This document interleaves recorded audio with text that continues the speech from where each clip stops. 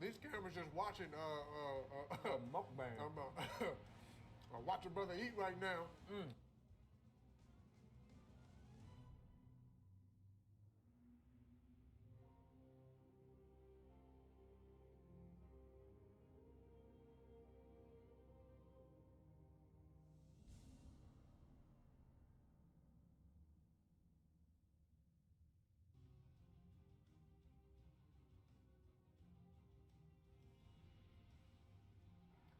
These cameras just watching Mukbang. watch a brother eat right now.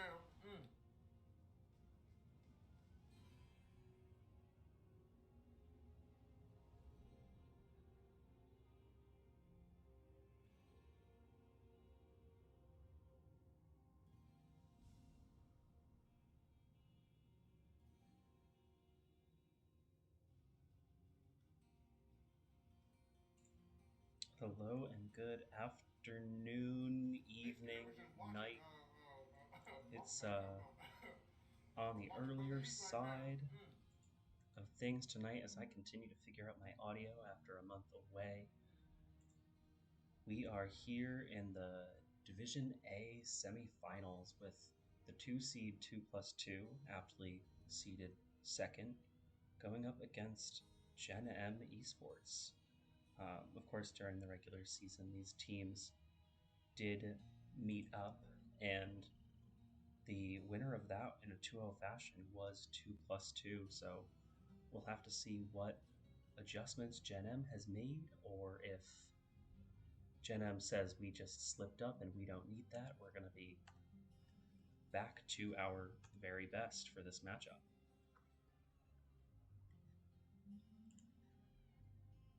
In just a few minutes, we're going to get started on Infernal Shrines. It's going to be the first map, with the side of 2+2 being the higher seeded team, opting for first pick.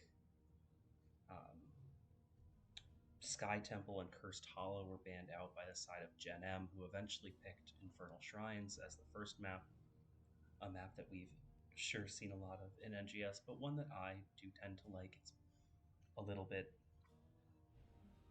routine. You kind of always know where to be next, or where you always should be next, and I think it's a good place to start a series.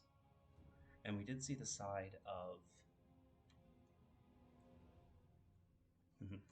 we did see the side of 2+2 ban out Dragonshire, and that is actually supposed to be Tomb of the Spider Queen. I made an oopsie. So our teams are getting into the lobby right now, and we will be seeing them shortly, and we'll get this game going.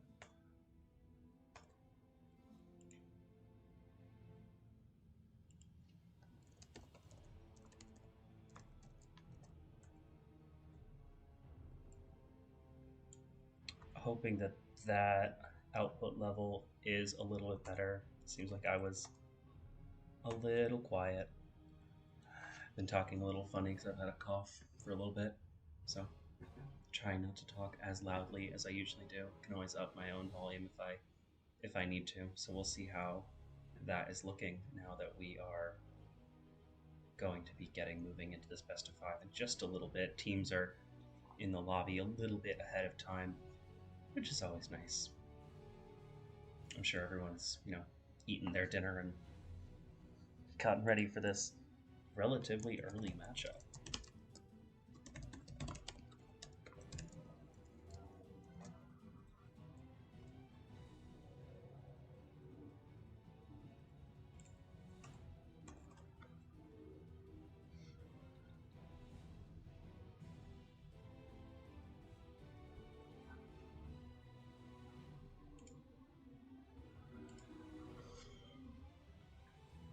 Also struggling a little bit tonight because I've lost a screen. I had another screen that I was using before, and it broke. We are going to be getting into our Infernal Shrines.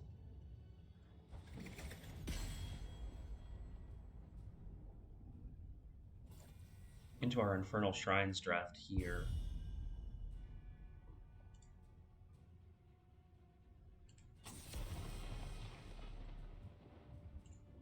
right wing going to be the first ban to the side of from the side of 2+2.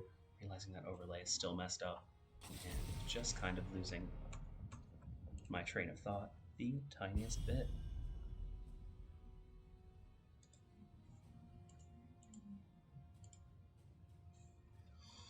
Junkrat going to be the first ban from the side of Gen M, one that they usually like to pick up, but since they're not first pick, it doesn't seem like something that they are interested in. Maps that were banned were Sky and Cursed from Gen M, and Dragonshire and Tomb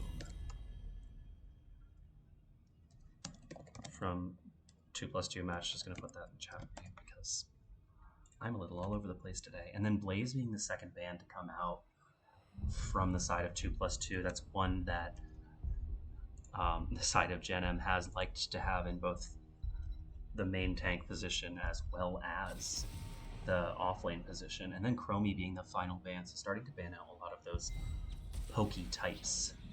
Norseman is going to pick up a quick Dahaka, one that seems pretty hotly contested, can move around the map pretty easily with his dig, and we'll see what Gen M responds in the 1-2 here. Garrosh notably left up is one that has historically been banned against Gen M, so we'll see if they make a quick move into that, and if it's something that the side of 2+2 is ready for.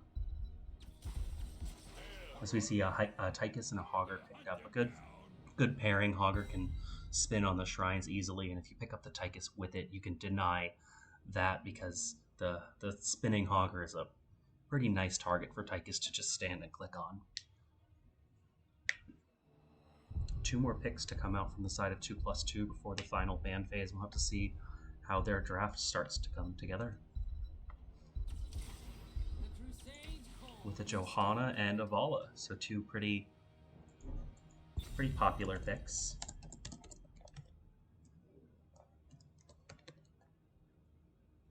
Nothing too crazy from either of these drafts yet. No healers picked up. Gen M is going to be picking heroes next, so they might want to ban out the Anduin if they're not going to take it, since the next ban comes back to them. And then we do see the Garrosh banned out, so we're not going to be seeing Infofox on that. He'll have to pick up something else.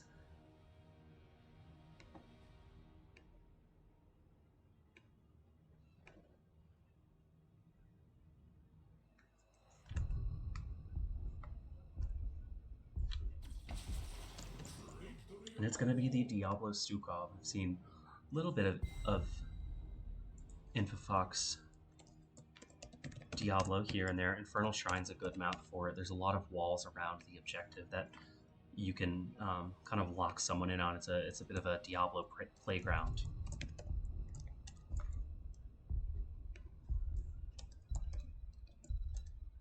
Final 2 picks coming out from the side of 2+2 on Infernal Shrines are going to be Uther Ana. So they're going to look for double support here and have Vala be their only backline damage. Seen that a decent amount with Uther in the main tank position, but they do have Johanna, and then it's going to be Mephisto that comes out from Majesty looking to counter that double support. Those teams tend to play a bit more clumped up, and so Mephisto can get a good amount of damage out. And a lot of resets on his passive.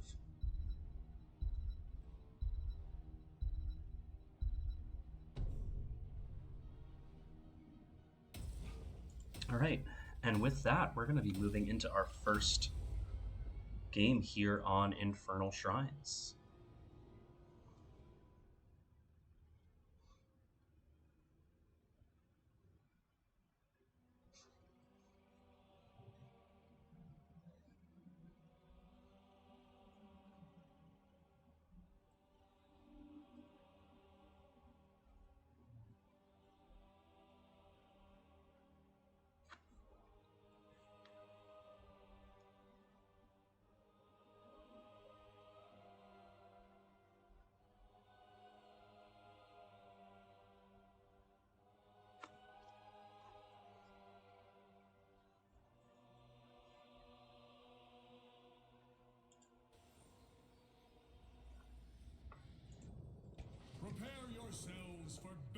All right, and as we move into this game 1 Infernal Shrines, on the left side for 2+2, we have Tempest playing Ana, Norseman on the Dahaka, Axon on Vala, McNulty on Uther, and Chromage on Johanna.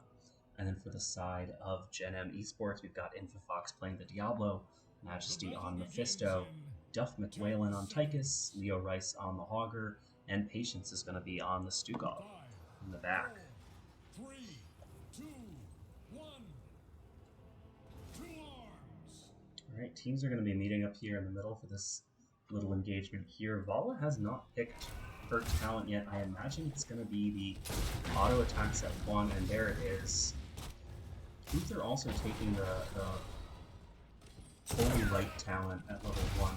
You typically see a little bit more out of the main tank Uther. You see Mephisto already beginning to chunk in as these teams just go at it 5v5.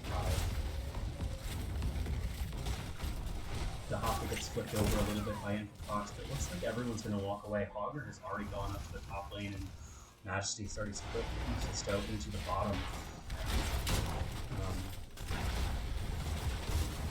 2+2 is having to leave Uther in this mid lane, which these three heroes together aren't going to be the strongest, dropping some frames here too, which is never fun. Infofox continuing to take a little bit of damage, but overall just walking away. And Majesty is just getting a lot of damage out on this Mephisto.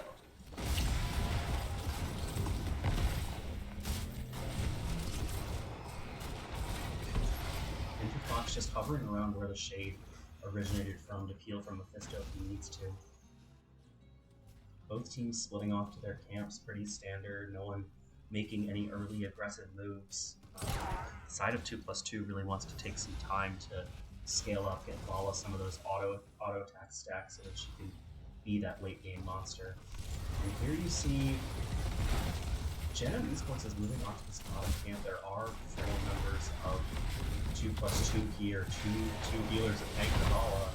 But Hogger has come in, and Hogger gets a stun with Ana and Majesty down. A lot of damage on Mephisto. Uther gets Shadow Charge at Diablo, who does manage to walk away with the help of Ana as well. Meanwhile, Axon is just getting those stacks together, looking a little bit unbothered on the Vala. Another Shadow Charge from Diablo, a lot more damage out from Majesty. That Mephisto could get a little bit scary later in the game as he continues to scale up. Objective will be announced in just a second here, and we expect to see teams start to move towards their bruiser camps. Prepare yourselves for the slaughter.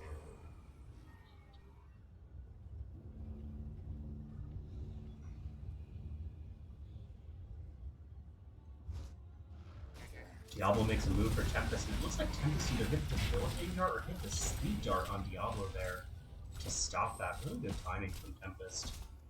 As we do see, both sides have moved up to address their camps. 2+2, of course, having the Dahaka has the option to clear out that camp ahead of time and then have Dahaka Z in, as Infofox is already sharking around this objective here. Just doing a little bit of scouting with the Firestorm. Even on kills, with no kills to either side yet, as the teams move into this first engagement, the side of 2+2 is a little bit further ahead in experience, so they should hit that level 7 faster. And as soon as they do, I imagine we'll see Dahaka start to come in. Dahaka seems to have done the job up top of clearing out the camp and eating Hogger to level 7. But we do see a good advantage on the shrine for Gen M. Majesty can kind of sit back. Another nice stun to stop the Shadow Charge on the Axon there. Low blow does a little bit of damage on the Vala, working to keep up the damage stacks. So once again, goes in from the back. Hogger comes in onto Tempest, and the cleanse is well timed from Uther, having just hit level 7. Tychus gets slept. This could be First Blood. Things kind of falling apart on the side of Gen M. First Blood will go over to 2+2 on the Tychus, but Infofox is going to stay alive. Leo Rice gets a spin there, kind of needs some help from Dahaka. See if the Sneak of Silence can. Yeah, that'll zone them back with that poison there, and Majesty once again just putting in a ton of damage to install support comp. Meanwhile, the objective has gone over to the side of Gen M, but we'll have to see how much pushing they can do with it, given they lost their Tychus right towards the end there. Ana also very low, likely going to be needing to back off. We'll see if Majesty tries to go in and get some damage on. Majesty moving forwards and a point that 2+2 is kind of walking into. Diablo once again taking a lot of damage back. That healing reduction from Ana doing a lot, stopping the healing that would have come from the Flame Stomp there. As Diablo is going to get a second death. 2 kills to 0 to the side of 2+2.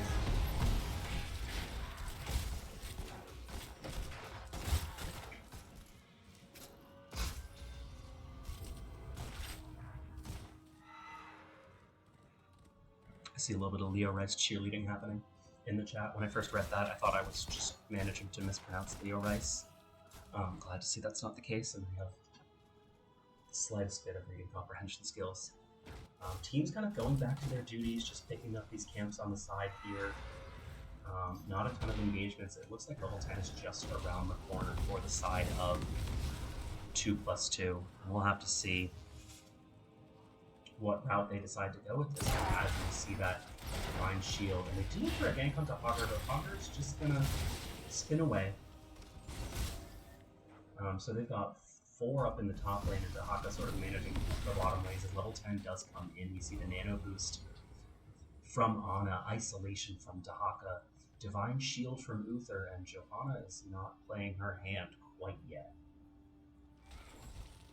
So Jenem is moving around here to deal with this 4-man. Johanna gets flipped right over the wall. Let's see if she's going to choose to lock in the Falling Sword, which will get her out if she needs it. And there we see the Falling Sword coming out.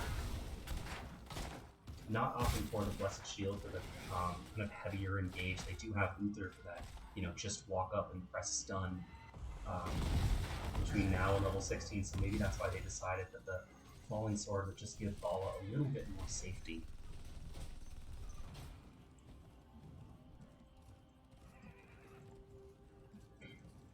Level 10s have been reached on the side of Gen Ed Esports. Heavy Apocalypse coming out from Diablo is going to look to flank and go hard onto Axon, who just gets the Divine Storm with about 37 HP remaining. The Durance of Hatred on Mephisto, the Draken User Drill from Duff McWhalen, Shockwave from Hogger, and then the Flailing Spikes from Vision will help them reset those fights if they need to. Jenin is up here looking at Norseman, who does land the tongue onto the Fox, but I think everyone will just kind of walk away, as it looks like 2+2 is going to be able to get out their camp, but it doesn't seem clear if Jenem is making a move there. Jenem is making a move now, just a couple seconds afterwards. Objective number 2 is coming up in the top lane. It's going to be a Frozen Punisher, so this one could likely give the first fourth of the game over to whichever team is able to claim it. And you have to see Jenem still looking for their first kill as the sleep comes out after Diablo following the stun. Uther eats the Durance of Hatred, does get the Unstoppable from Johanna, which is helping the team to deal with that. Hogger lands a stun on the Chromage and Norseman here. Everyone getting low on the side of 2+2, while the health bars of Jenem are pretty high. Majesty is able to sit back in and do another chunk of damage on Mephisto. Get cleared out from 2+2, so Jenem's is going to push and get a little bit more vision around this objective. Another stun onto the Johanna from Diablo, who gets the Hammer of Justice. Health bar is getting low again on the side of 2+2, but the 2 supports are picking them up nicely. Skeletal defenders are even, as Majesty is putting out so much damage on Mephisto. Uther, the first to go down in this engagement, will likely be able to get the rest of his team out with his ghostly healings. And it looks like Jenem is going to move back to the objective as Dahaka moves into the lane, likely signaling they don't want to continue to fight this. They're going to have a talent tier advantage when the Punisher comes down, and that'll help them with their defense.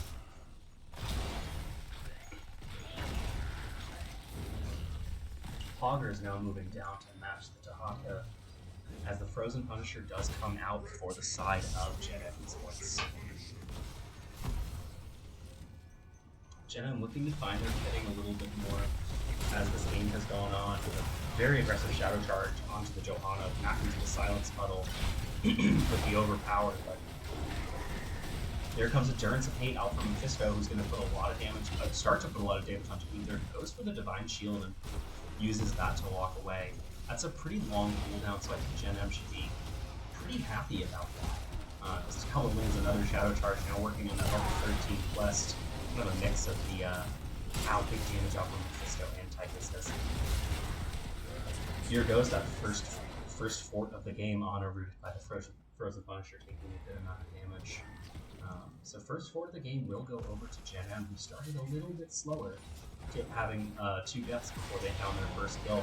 A stun comes out onto Diablo, is followed up by the Follow stun. But Patience is behind him saying, I'm not going to let you get too hurt. I'm going to silence them. Leo throws down the shockwave, and it's just a little bit of a scuffle in this mid lane here. Majesty's going to continue pouring out the damage.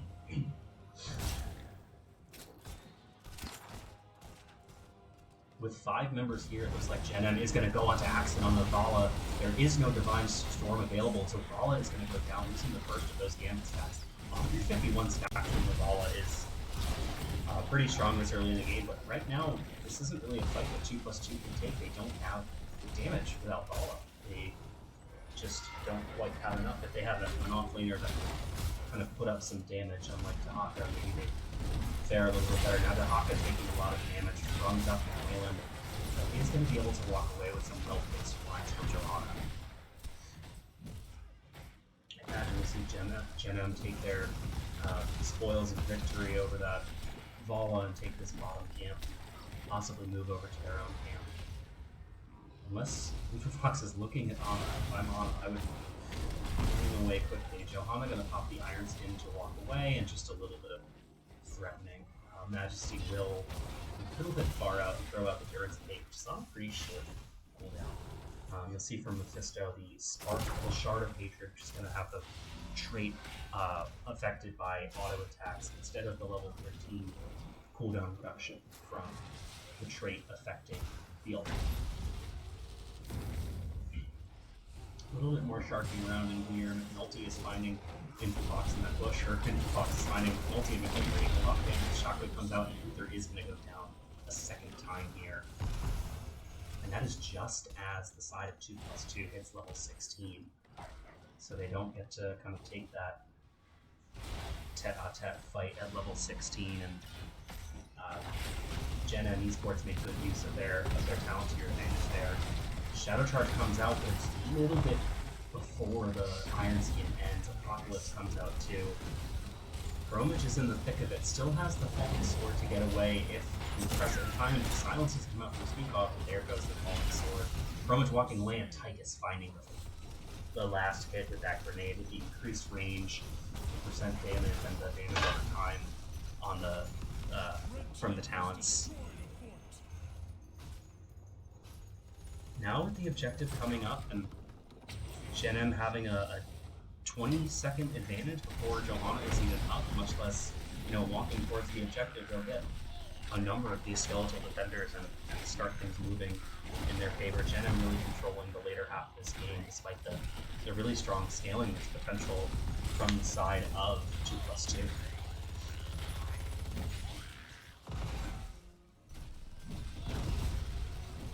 Mephisto running to grab a little bit of mana as they continue to focus on this shrine. It doesn't look like 2+2 is interested in fighting this. They're going to get their own camp out while Hogger works on the camp on the top side.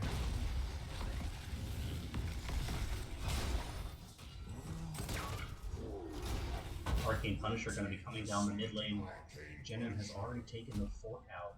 So we'll see how much pressure they're able to apply to this keep and how they choose to play this objective phase. As 2+2 is back here, ready for that first Punisher jump. They've got a number of heroes that can tank it. Johanna with the Iron Skin, Uther can not cleanse himself, but Uther is going to be able to take that damage. The sleep does come out onto Mephisto, and they're able to walk onto Mephisto, and then Diablo comes in with the Shadow Charge just to shoo Johanna away. But Durance of Fate finds the Iron Skin Johanna, so it's not going to leave her rooted. No one else gets in the mix. Another sleep onto the Hogger from Ana as the Punisher is just about to go down, and there's good defense from the side of 2+2 to kind of avoid more than about half the damage onto that keep. Majesty is going to be found here. Is Majesty going to be able to walk out? It doesn't seem like it. Bromage is able to put just enough damage And with Gen M having chased in a little bit there, it looks like they're going to 2+2 is going to take this opportunity to chase a little bit. Infafox is getting a little bit low. If he does go down, he will have the sights to be reset. He's going to get a chunk of blue within this level 7, but follow with the Manticore is doing a lot of damage to Infafox. And you can see with that Brothers 2 at level 1, he's going to be back up to full health in just about no time, thanks to that Fountain Tap. Level 18 to level 18 here. Lane's pretty pushed up in favor of the side of Gen M, but there's still about 15 seconds before Mephisto comes back, so they're not going to be doing a lot of fighting here. No big ults for them either, while there's still the Divine Shield on the side of 2+2.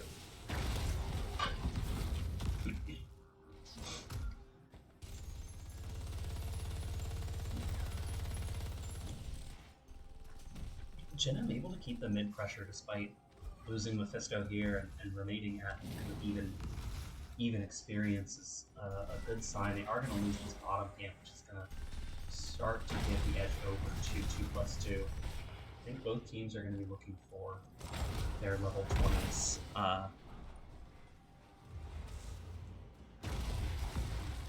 Why Falling Sword here?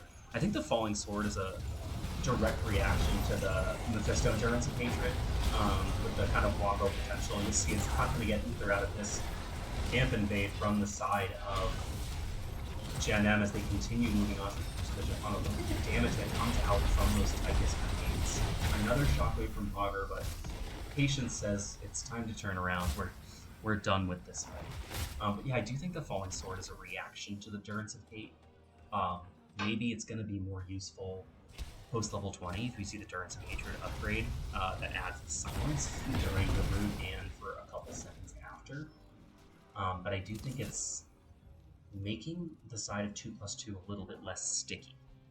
With kind of investing into 2 of the save ults. As we do find level 20 to the side of Gen M Esports, it's not going to be the Durance of Hatred upgrade. It is going to be the Mimic, so Mephisto just working to put out a bit more damage, really upping the structure damage that Mephisto's able to do with that talent.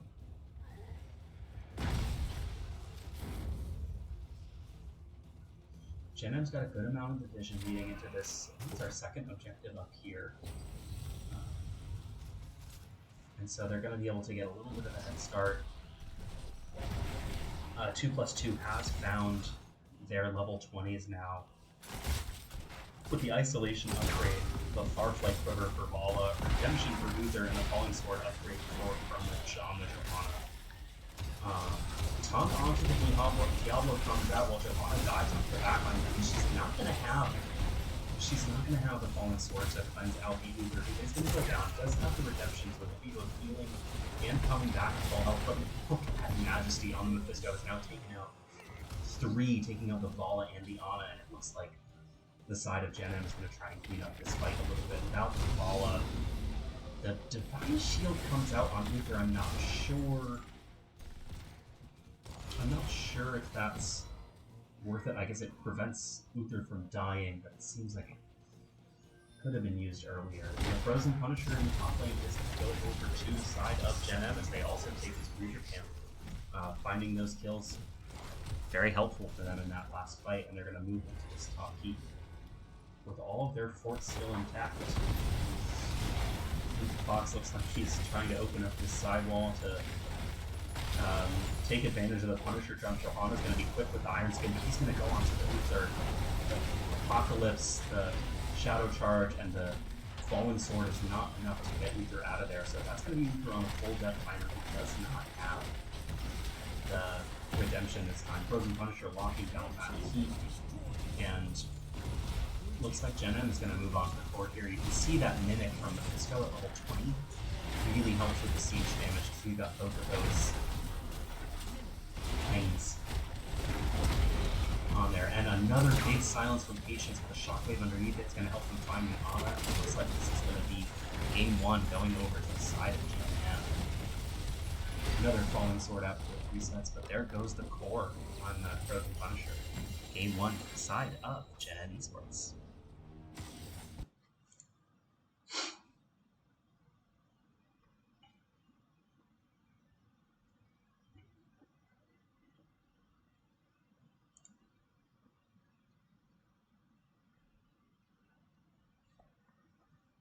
We'll be able to take a look at these stats in just a second here.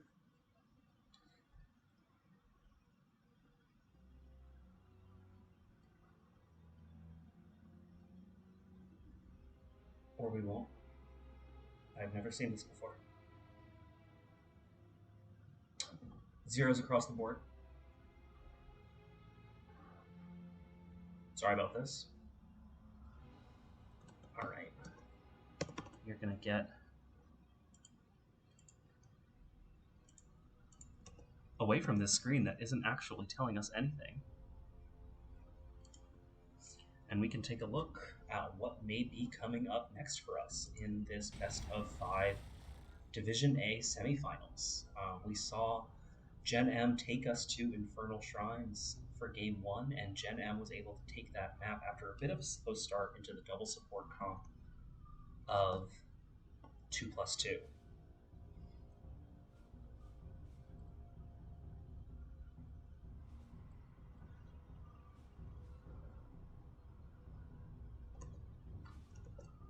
Thanks to everyone that's joined tonight. I've seen some Gen M love in the chat.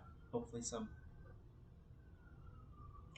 love for 2+2 as well. But nice to see teams getting their support.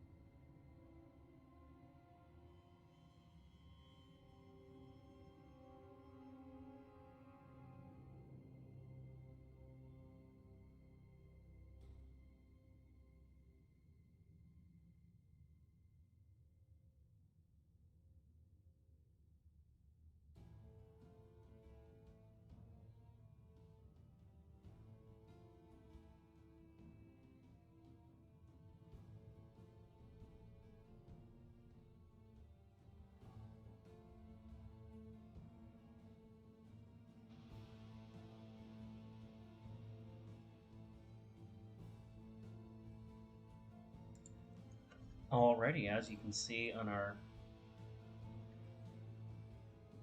updated map bans, we are going to be headed to Garden of Terror next. Map pick chosen by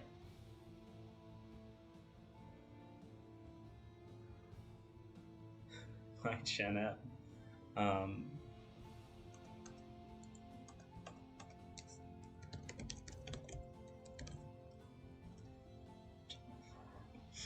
Majesty and Fox cracking me up. I genuinely believed that I'd messed up and wasn't showing the right thing because of how my brain is functioning today and always. And we are getting ready to move into... Ooh, gotta update the map score.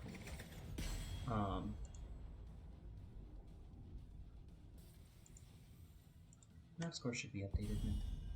As we are moving into map number 2, Garden of Terror, we're once again seeing the Brightwing band coming out, not wanting to give patience.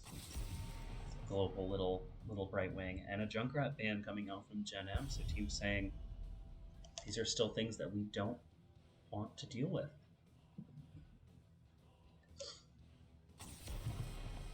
But Hogger is going to be the second ban, so they're saying that that was just a little bit too much for them to deal with. Leo Rice hit some really good shockwaves at one point, locking some of the team of 2+2 down inside of that Stukov puddle, and then Falstad is going to be the final ban from the side of Gen M. Why have a false dad when you have a real dad? And Dahaka is once again going to be the first pick from Norseman, once again good on the map. The only of the kind of traditional globals left available, and then we see Majesty picking up Chromie and Leo Rice picking up the Blaze. 2 more picks over to the side of 2+2 before we get into those last rounds of bans, and we'll have to see how their draft continues to shape up. What different choices are they going to make this time on a bigger map where camps may be more important? They're going to go for a Johanna once again and Genji from Axon. And it would once again the ban from Gen M, not wanting any of that light bomb Genji shenanigans. Sort of easy for Genji to come in and wipe people with that light bomb. And then Garrosh once again the final ban, not something that 2+2 wants to give over to Infofox.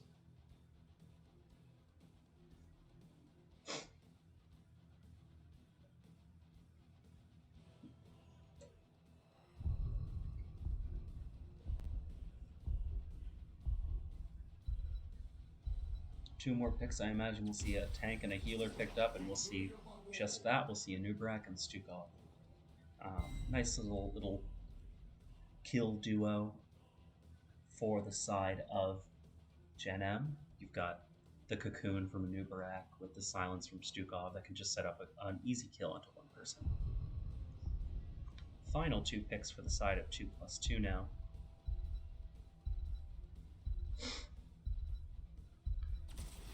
It's going to be a Greymane for McNulty, and Tempest is going to pick up the Rhaegar. So those are 2 strong picks on the map. Rhaegar is one of the last kind of standard cleanse supports available to deal with any temporal loop shenanigans from Chromie. Lucio probably would have been another good option with Uther having a cleanse at level 7 too. That would help deal with that. But Rhaegar being kind of the most standard that we see these days, particularly on a camp-heavy map, as we see the last pick coming out from Duff McWhalen. It's going to be a Kael'thas, so a double mage set up to the side of Gen M.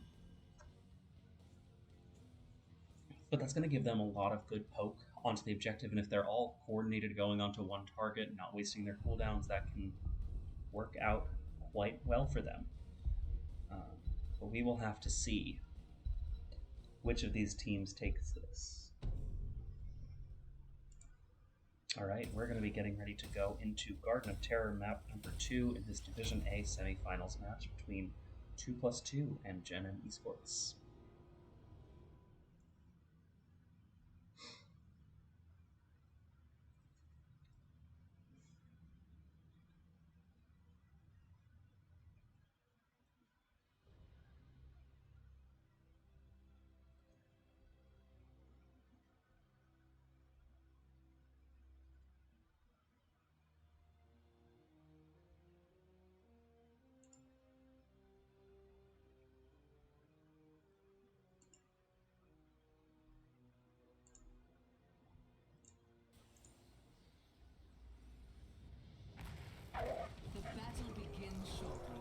Alright, we are getting into our game number 2.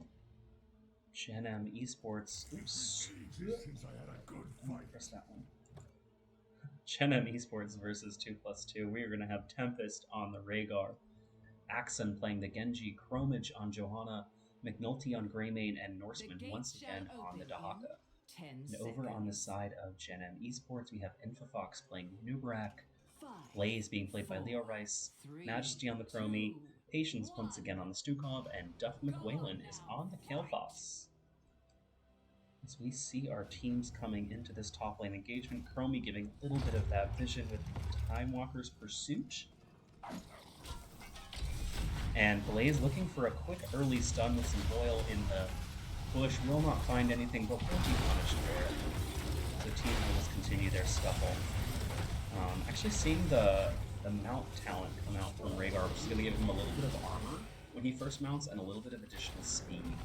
Not the kind of standard totem build, which I think makes a good amount of sense. That's a bit harder to get useful totems on those backline mages.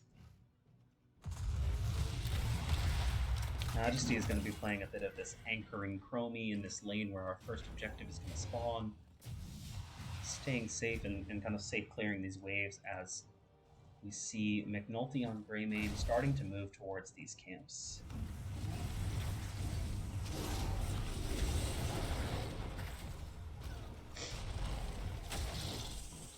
Infofox just misses that stun onto Axon. As we see 3 moving onto this camp, and looks like Gen M is going to start moving towards theirs. Continuing to have some struggles. They may have left something open. Infofox just kind of scouting this out. Just kind of bugging these 4 members of 2+2. Get it? Bugging on Uberak.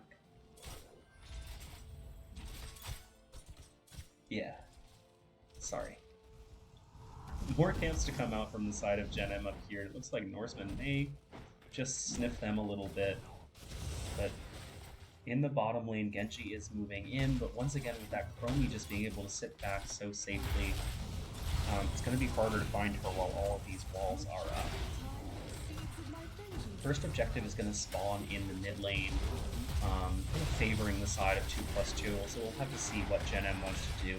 Blaze has a good amount of push up in this top lane, while in the bottom lane, this continues to be sieged into with the pressure camp by 4 members of the side of 2+2. Chromie finding a good amount of damage on Johanna, despite that spell shield right there from the pressure camp.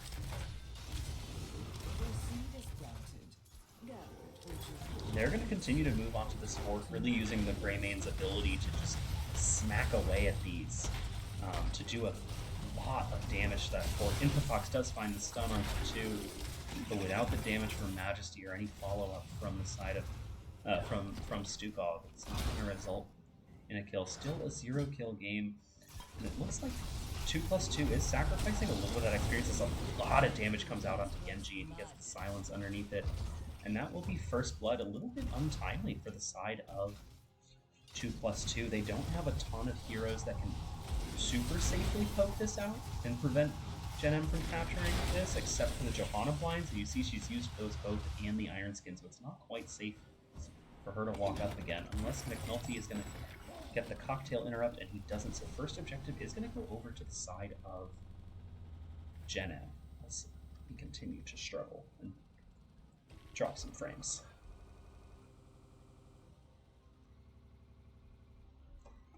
I'm going to look for anything I can possibly close out.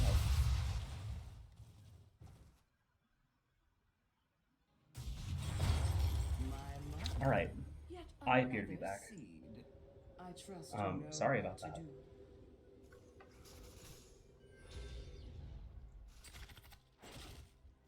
Second objective is going to be spawning on the side of Gen M, and as I mentioned, not the most poke onto the objective from 2+2.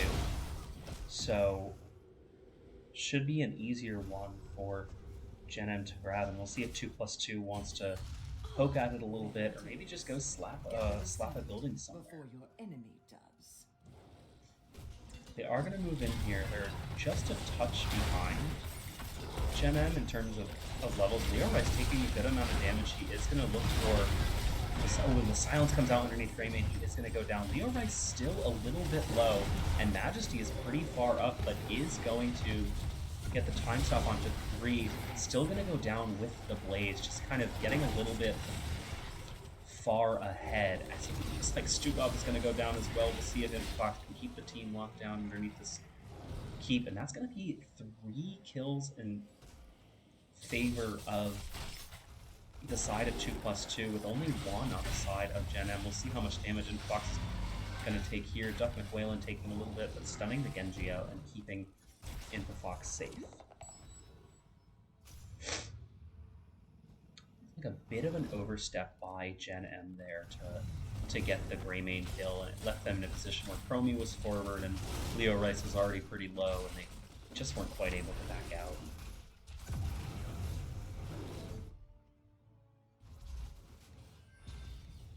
Chromie's still dealing with the Greymane push over here. Has to be a little bit more careful now that the walls are gone, and she can kind of be snuck up on a little bit more.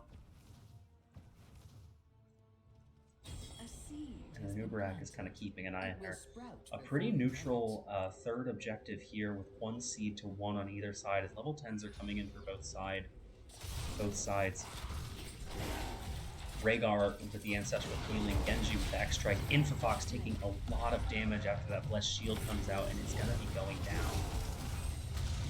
Not the best timing for the side of Gen M. Nubarak just a little bit too far out there, and Johanna willing to blow the Blessed Shield to take that kill. Blessed Shield being the choice from Johanna. Greymane with the go for the throat. Makes sense into not a ton of big health pools. Nubarak is not the beefiest tank out there. And then once again, we're going to see isolation from Dahaka. On the side of Gen M, we'll see the Cocoon from Nubarak, the Bunker Drop from Blaze, slowing Sands from Chromie instead of that Temporal Loop, Flailing Swipes once again from the Stukov, and we do have the Pyroblast from Killboss, which I'm not super sold on. You've got Genji who can protect, and if not protected, has 50 spell armor, which can go a good ways. You've got the Ancestral Healing from Rhaegar that is going to out-heal the Pyroblast, 1800 versus 1300, and they're on the same cooldown. But we'll see if as the game progresses, Duck McWhalen is able to get any value out of that Pyroblast instead of the Phoenix, which would have been the alternative. Next objective is spawning. It's a little bit to the side of 2+2, but Gen M may want to move in because they would be giving up the Garden Terrors. Sometimes an option kind of earlier in the game. Chromie setting up her slowing Sands. This is a good thing about the Chromie is she can really set up around this objective.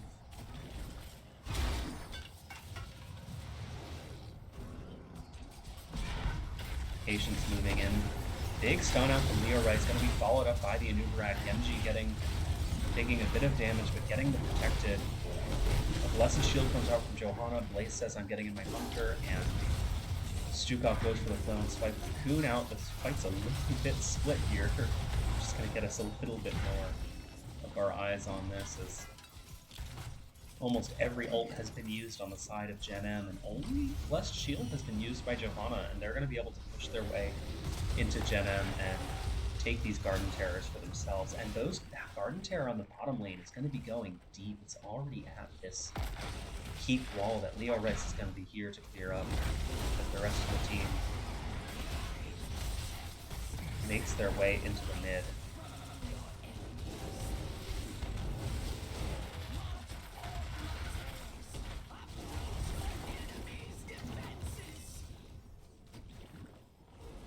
Level 13s to the side of 2+2 are going to help them just kind of start to, as Majesty gets found here by the Dahaka and is going to go down, along with the final fort on the side of Gen M. Just this first set of Web Weavers slowly peeling it back. Blessed Shield does come out, but not going to find a ton of follow-up damage.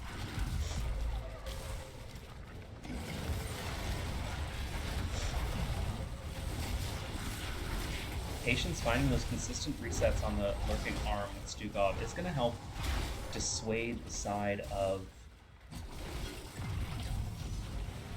2+2.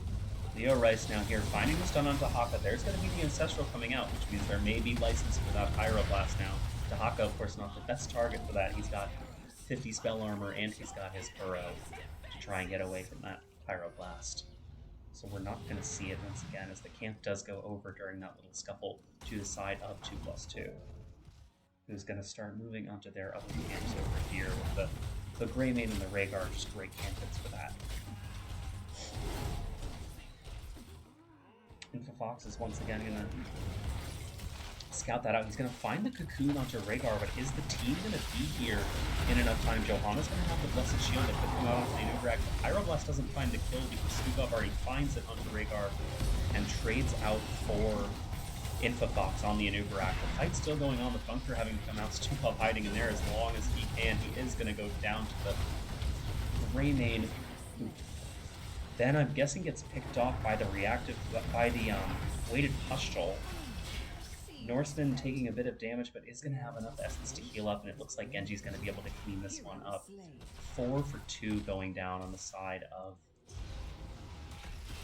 in favor of 2+2, and they are going to find that 5th. It's just a matter of time for Genji to get the jump back there.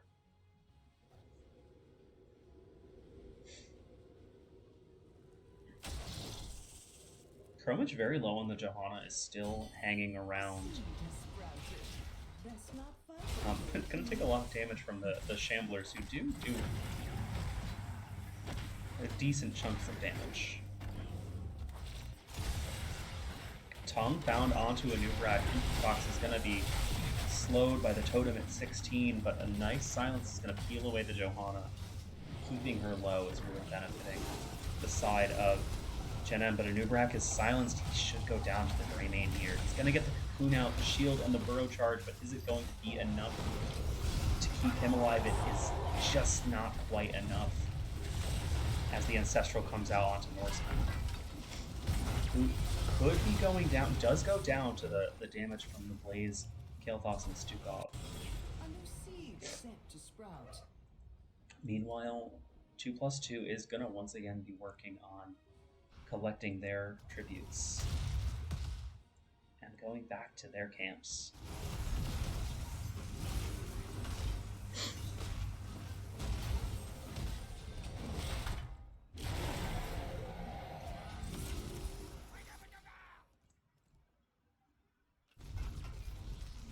Gen M has now found level 16, so they should have a little bit more presence. They took that last fight down a talent tier.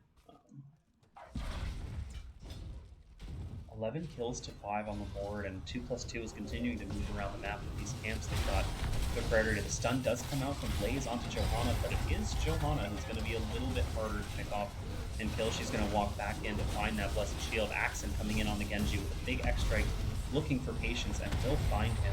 But Greymane is also going to go down to the Pyroblast that I spent so much time mocking.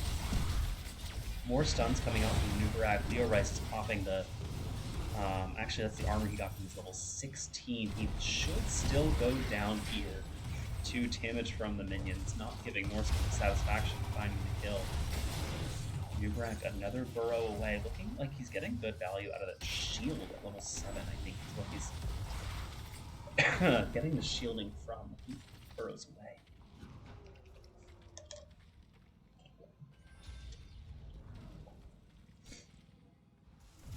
Two plus two, once again taking that two for one trade and working on camps, showing that they don't need Greymane to do all of those, that they're willing to do them without him. You know, Rhaegar, another great candidate for camps. Johanna, decent given her slot in a tank position.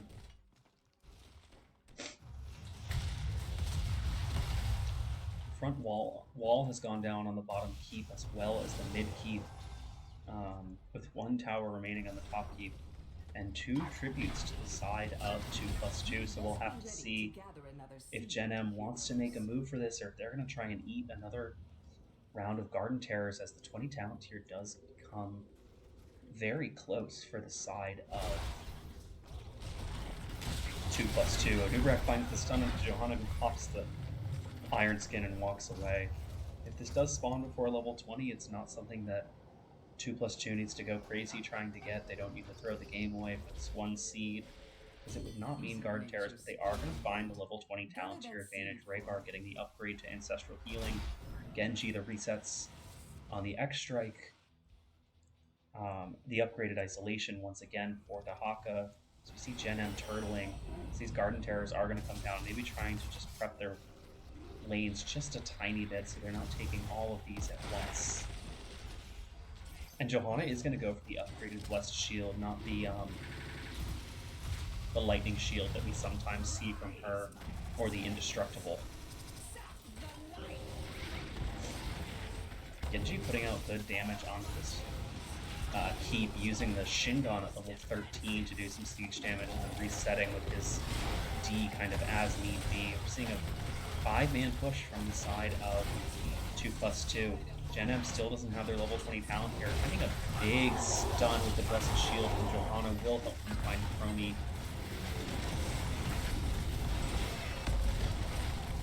Genji taking a bit of damage, but is going to get the splash from the Ancestral, the Tempest put on themselves. Welling Spikes are going to come out from Stukov, just trying to keep the side of 2+2 away as the core starts to take damage. Leo Rice doesn't find the stun, and McNulty is just hammering away on the core while the frontliners beat each other up. before getting low. Looks like this could be going over to the side of 2+2 as Genji finds the X strike, and that is going to be game 2. Going over to 2+2.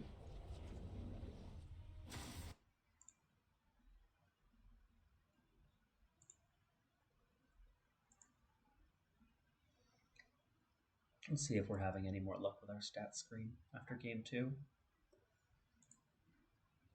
So we can show some of those stats. And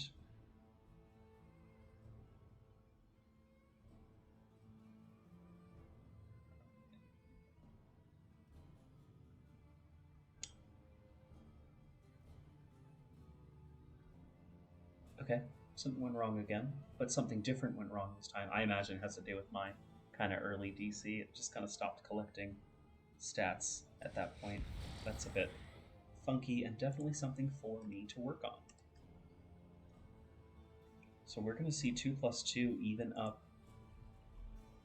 this best of 5 series with that win on Garden of Terror.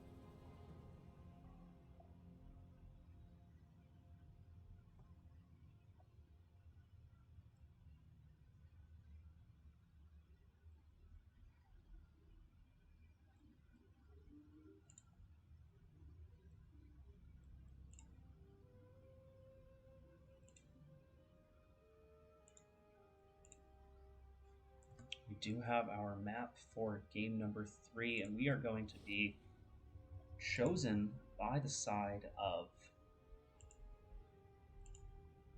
2+2 with Gen M opting for first pick. We are going to be going over to Braxis Holdout.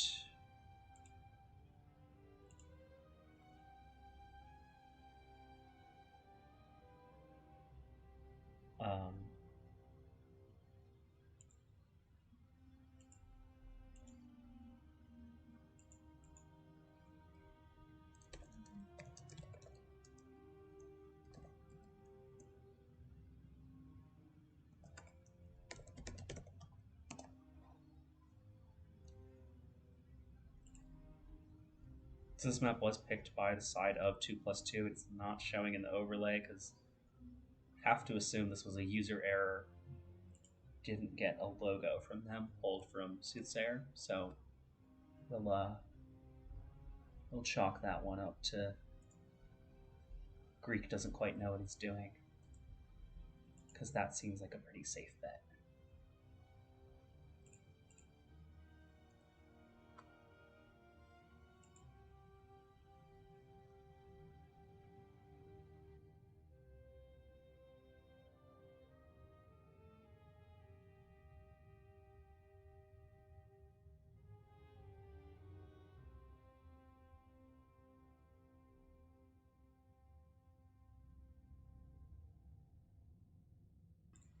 Teams are ready, so we should be moving into our Braxis Holdout draft shortly. First pick will go over to the side of Gen M Esports, with 2+2 opting for Braxis Holdout as the map.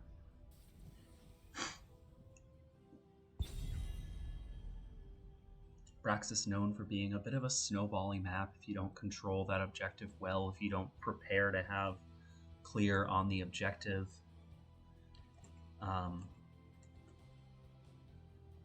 You know, it's a game that can spiral out of your control very quickly.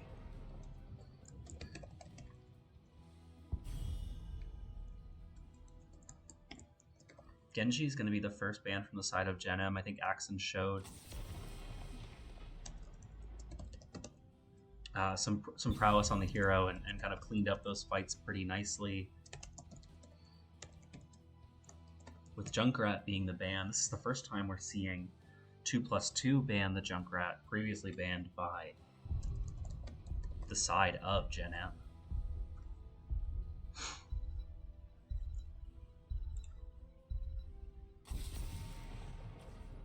Vala to be the next ban from the side of Gen M, sort of starting to deal with some of those backliners, and Brightwing once again will be the ban from 2+2, just not giving Patience the opportunity to play Brightwing tonight.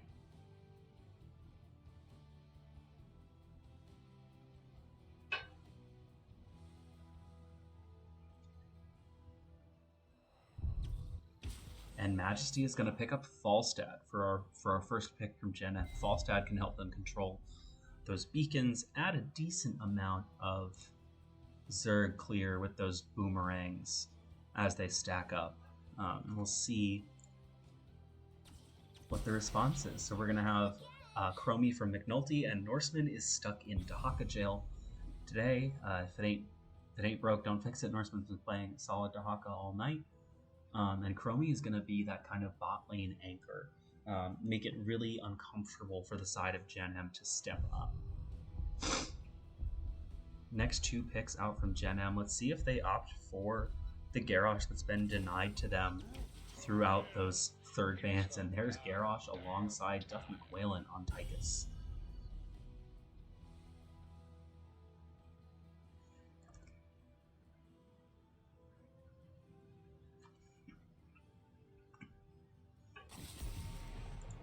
Stukov to be the next ban from 2+2, tired of Patience playing that hero, tired of standing in those silence puddles, which were putting in a good amount of work last two games, so Patience is going to have to find something new.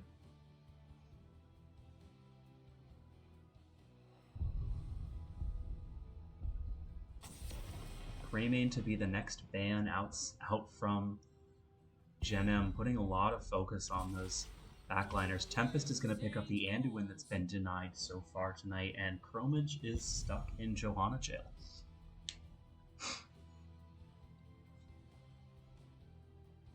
Chromage had some really good blessed shields last game that set the team up for a lot and really helped to just blow up the Anubarak, so Intrafox might be happier to be on a tank that's better at taking large chunks of damage. The Anubarak being a little bit squishy but having really good engage, and Leo Rice is going to pick up the Hogger, and Patience is going to pick up the Lucio to help speed up the Garrosh and just move the team around the map a little bit more.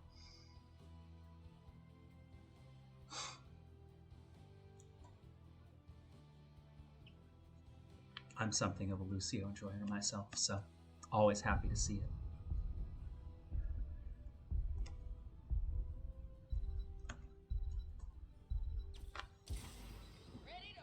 And Sergeant Hammer is going to be the final pick from Axon. Hammer having a lot of zone control and who can kind of sit back, usually underneath the towers, and just kind of chunk away, hit onto the point, hit onto the wave, and do it from a relatively safe distance. But Hammer doesn't get a ton of power until level 7 when Hover Siege mode comes online, so we'll have to see if Gen M is able to abuse the immobility.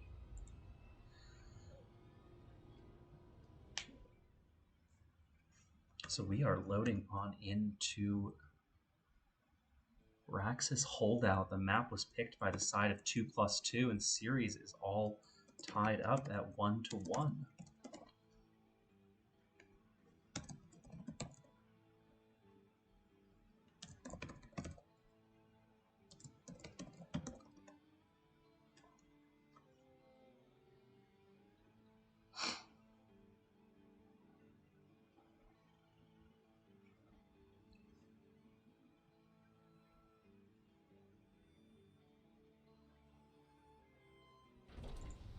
Alright, we are moving into Brax's holdout, and I clicked on the minimap in my OBS because my brain is doing great. And on the side of 2+2, we have Tempest playing Anduin, McNulty played by Chromie played by McNulty, Johanna being played once again by Chromage, Axon on Sergeant Hammer, and Norseman reprising the role on Dahaka.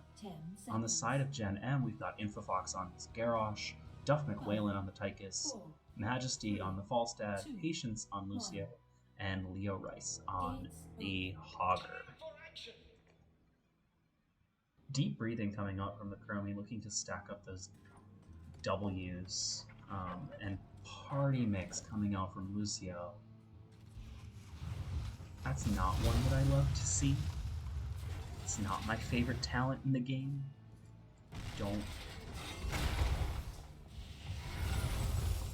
feel like I should get on my high horse about that one. We'll have to see how Patience plays this Lucio. Who can be a really big asset for Garrosh, just helping him walk up to the other team. 2+2 is working to get Axon in a place where he can just start shelling away, and that's why you've got 2 up top for the side of Jen and Falstad taking a lot of damage, starting to stack those Hammerings, but Augur and Falstad working on that. Excuse me. On that front tower there. Excuse me. Garrosh getting a little deep, looking for a throw onto either the Inuit or the Chromie, as I continue to have some frame issues. I hope this doesn't, that's gonna ruin our stats screen again.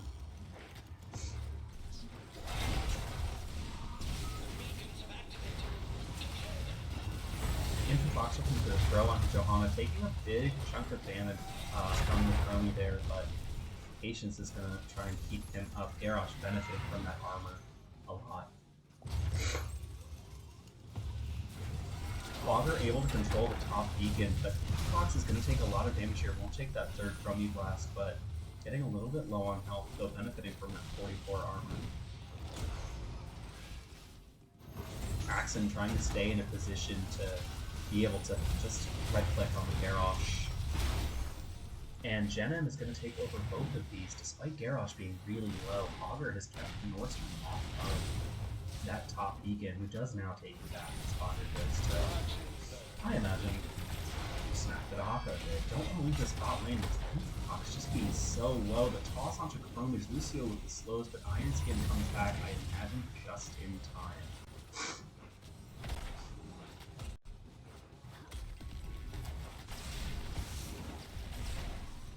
Jenem continuing to control this bottom lane into the Sergeant Hammer, who hasn't yet hit that kind of level 7 mobility spike.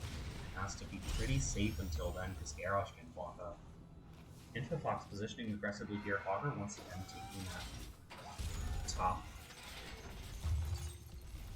spot. Toss onto the Chromie with a big grenade coming off from the Tychus. We saw those grenades do a lot of work in game 1, and they're continuing to do that. The Haka did come bot, so they've got all 5 bot here, and I think Augur is going to do a little bit of work on the top. Another toss onto the Chromie, but she's going to get pulled out by the Garrosh. Still getting a good chunk of damage into her. I think Fox is still quite low on this Garrosh. Really good progress for the side of Jenem on this objective. We did see the Augur banned out last game. And kind of showing good reason why Leo Rice is playing quite well on it. Another toss onto Johanna, just getting some damage into her. Fox once again low. Majesty also going to be first blood going down on the Falstad. We'll see what happens with Fox getting critically low here, down to 150 points. Augur's maintained that top point though, so no objective completion for the side of 2+2. Chromie starting to shell onto this wall, though. The Chromie and Hammer can do quite a lot of siege damage. Dahaka now moving in to cap that top point is going to get a little bit of progress on the objective for 2+2 as Majesty and Leo Rice look to take this and then probably start bullying Dahaka once again.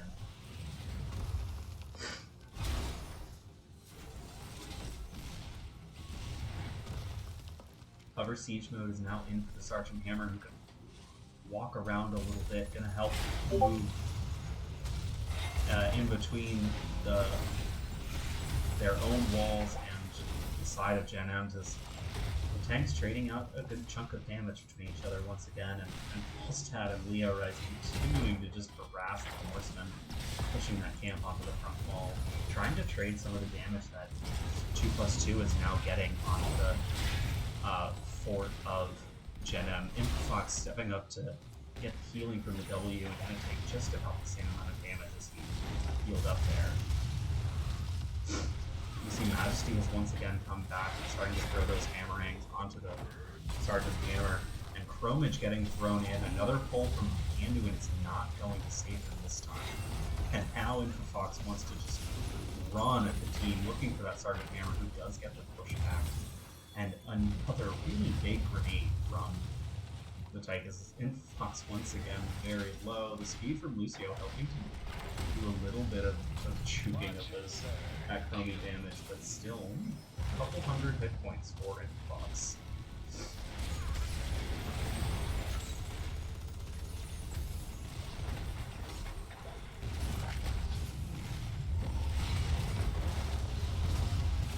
Oh, Infofox going a little bit deep to get the throw onto Tempest is going to result in him going down. Second kill over to the side of... I turn my voice up, I can also speak loud, and I'm not speaking very loudly, sorry. I mentioned a little bit earlier I haven't been feeling super well end of last week, so I'm talking a little quiet. But Infofox going down is going to allow the side of 2+2 to get a little bit of pressure onto this fort, so much so that it goes down.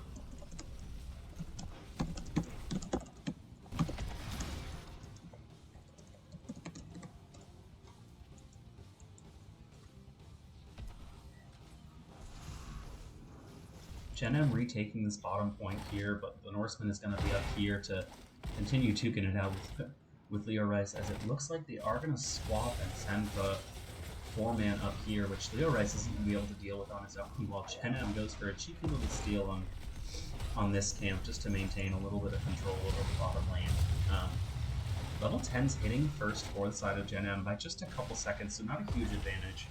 Garrosh is going to take that Warlord's challenge for the taunt. Commandeer Odin coming out from Duck McWhalen, Gust from Majesty, High Five from Lucio, and Shockwave on the Hogger.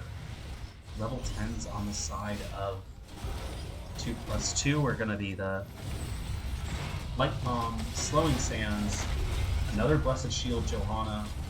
Sergeant Hammer actually holding right now is going to go for the BFG, the Blunt Force Gun, and Isolation once again from the Honda.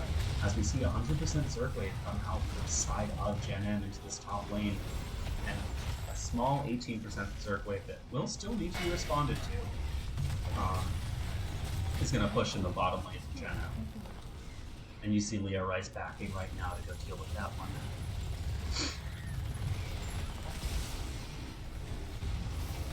Another hammering comes out from Volstad, just chunking onto the Sergeant Hammer. I think that's the real goal, is just every couple of seconds get that out, do some chunk onto the hammer, and kind of force her to reposition. The Zerglade is going to go down the top lane, and Genem is going to be starting to walk away. Teams are going to turn their attention to these camps here. The big bruiser camp with the vision for the side of 2+2, and Genem is going to start working on the siege camp here, while Hogger starts these bruisers, it looks like.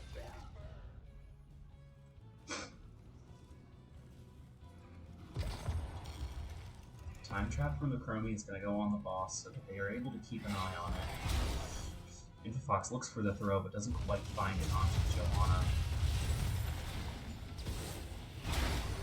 The Hopper pretty far up with Hogger in the bottom lane, but your patience moves in on the Lucio, trying to zip around the enemy team. One of the really fun things about playing Lucio is just being a pest. Of course, into Sergeant Hammer it's a little bit harder, she'll just click on you.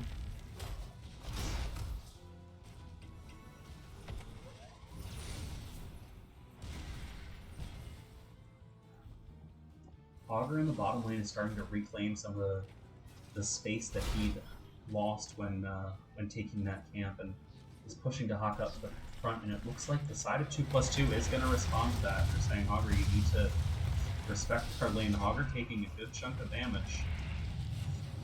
Waiting for that spin to come back up. He's going to use the shockwave. He's going to get rooted. And it looks like Augur's got to go down here. Side of Genem just not quite getting here in time to capitalize on potential overextension from the side of 2+2. Does get the taunt onto Dahaka. And BFG came out from Sergeant Hammer, but didn't look like it had a chance of taking anyone down as I'm struggling again.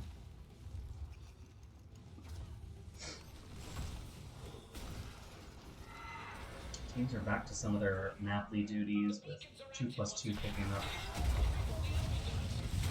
Garrosh once again throwing the Johanna, but not a lot to come out of it.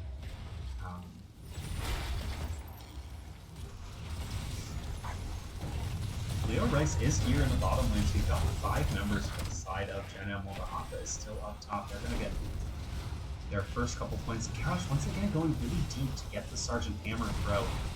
Gets it, but is going to be maybe too deep, and is going to go down to the Chromie. Let's see if they can turn this kill onto Dahaka, who is going to go down 1-for-1. Traded out here as Duff is just shelling away with the Oath. The other grenade finds so much of Chromie's life.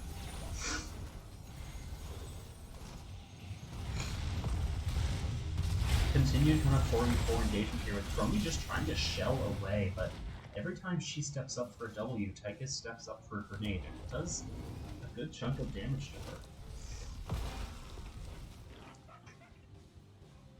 Deacon's now in control to the side of 2+2 pretty comfortably.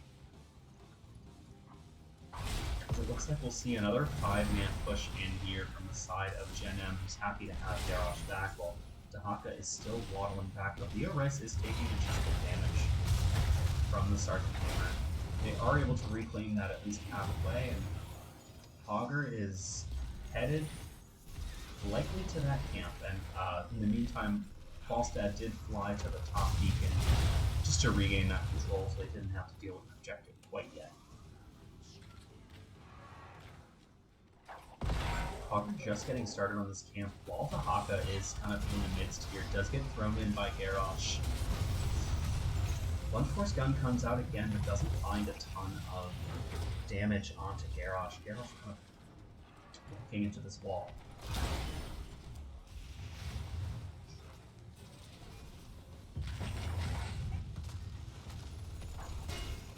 Genem gonna finally finish taking this camp that they had ambitions for quite some time. Garrosh just making sure that beacon doesn't get taken by the side of 2+2.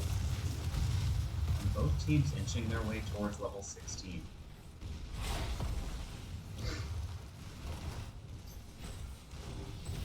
Five members together for the side of 2+2, so Genem being a little split, with Falstad having been clearing out Bomba. Nate not want to take this fight right away. Throw goes on to Johanna. A ton comes out of the Auger's backline. Shockwave and Light Bomb are going to stun at the same time. Hawk thrown out by the Garrosh.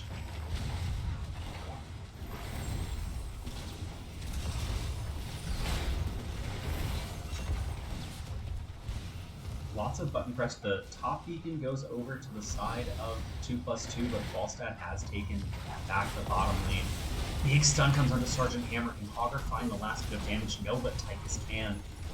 Duff McWhalen once again with just massive grenades. Johanna is going to use the Divine Steed to walk away, but that's going to be a nice kill for the side of Genem, who's just barely going to stop the 100% objective for this from the side of 2+2.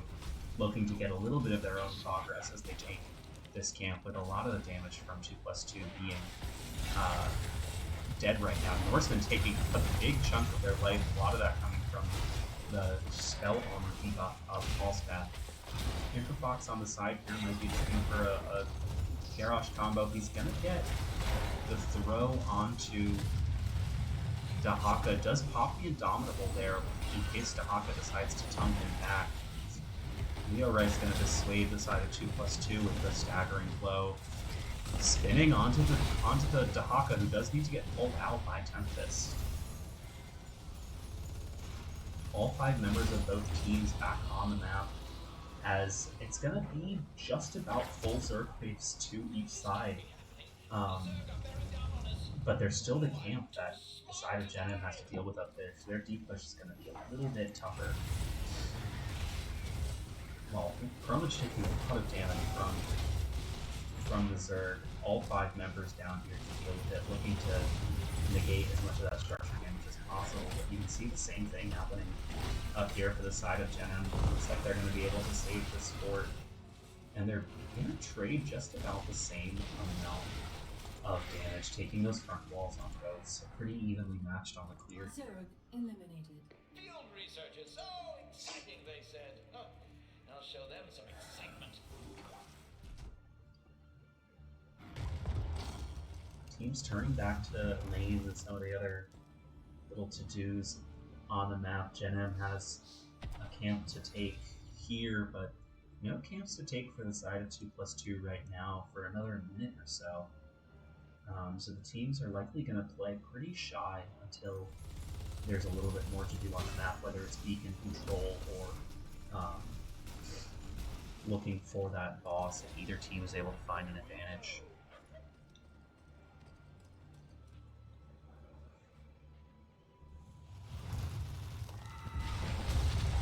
Genem has sniffed out Dahaka up here, it looks like. Of course, Genem themselves sniffed out by this Chromie trap right in this bush. The tough McWhalen is standing next to it. Garrosh gets licked. He does pop the Indomitable, throws the Dahaka back in. Shotgun comes out, but doesn't find anyone. Garrosh is just about to fall, does go down. Is Lucio next? Gets the high fives that are going to give him the health that he needs, and he's going to skate his team out of there.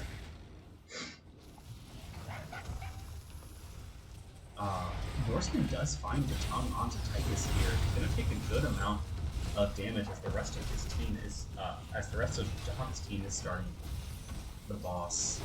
And like I said, there weren't a ton of things to do on the map until those teams found each other, scuffled a bit, and then found this boss to take once an advantage was found through taking down Garrosh. Hi, Beamit.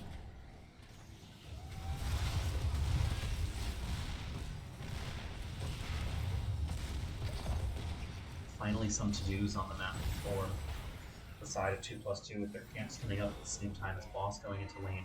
But worth noting that they did take a lot of damage on their top keep from that Hellbat camp. These siege buddies over here who do the armor shredding. And boss is just barely gonna find this keep, I think. They'll lose that, but they got more than half of this keep over here. About 80%, I'd say. Majesty just rolling out of that tongue from where we've just been as the teams look for this beacon control. Once again, Chromage in this aggressive facing push, waiting to find someone to find, not standing in this little pixel bush that I know some people like to stand in. Some people like to hide in the oft unchecked pixel bush. But teams just kind of playing around, I think mostly playing around with ovals, having Falstad clearing out the bot lane, and waiting for this game of Ring Around the Rosie to get a little bit more interesting. Level 20 is going to come to the side of Genem just a little bit before, and Garrosh finds the flank on the Sergeant Hammer, who's immediately pulled out by Tempest. Dahaka does zoom in, and Garrosh is going to immediately taunt there to try and isolate Norseman just a little bit. Augur gets the friendly toss out from Garrosh. Majesty is deep here, and Gus Soy, the Sergeant Hammer, is going to go down for that, with possibly Input Box to follow. Also still taking a lot of damage. Input Box going down, Patience going down. That's 3 over to the side of Genem, and Tychus is looking to find Chromie. He's gonna pay for that with his life, but Leo Rice also to go down here, so it's gonna be a 5-man team fight for just 1 on the side of 2+2 as they move to recapture these beacons, get the objective going, and start to take some structures on the map.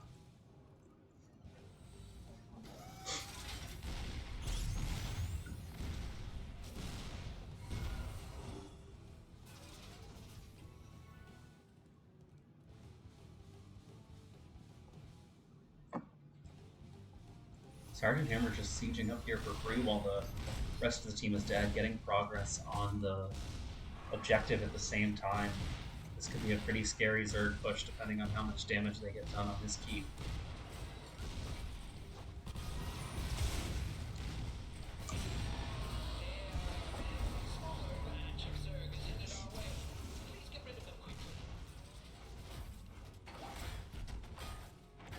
So big Zerg wave is going to be coming through this bottom lane. Level 20 for both teams.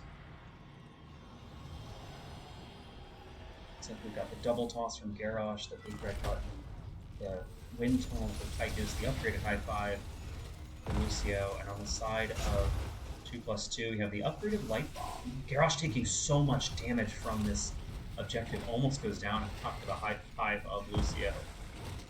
As 2+2, looks like they don't want to end with this. They just want to start to peel away the second keep. They've got the light bomb, the upgraded slow and sands, which is going to help shred some of the spell armor and make poking the Garrosh a little bit easier. Once again, we see the upgraded blessed shield, the attack speed increase for Hammer, I think that is, and the upgraded isolation for Dahaka. So teams playing this ring around the rosy once again. 2+2 not able to take out the keep. Whereas the 18% Zerg wave from the side of Gen M did take out this top keep, so things could have been worse for Gen M here. They're still in this one.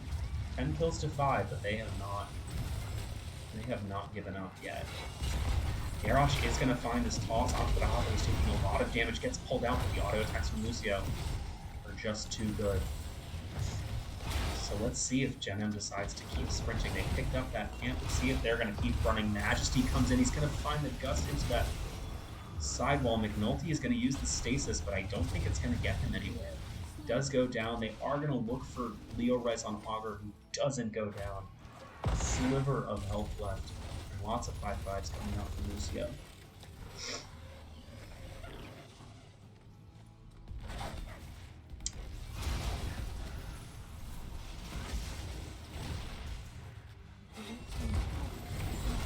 Toss onto the Johanna, who immediately pops the Iron Skin, and Duck McWhalen says, I don't care, I'm going to hit this core with my Odin. That does all of the structure damage while they've still got 2 people down.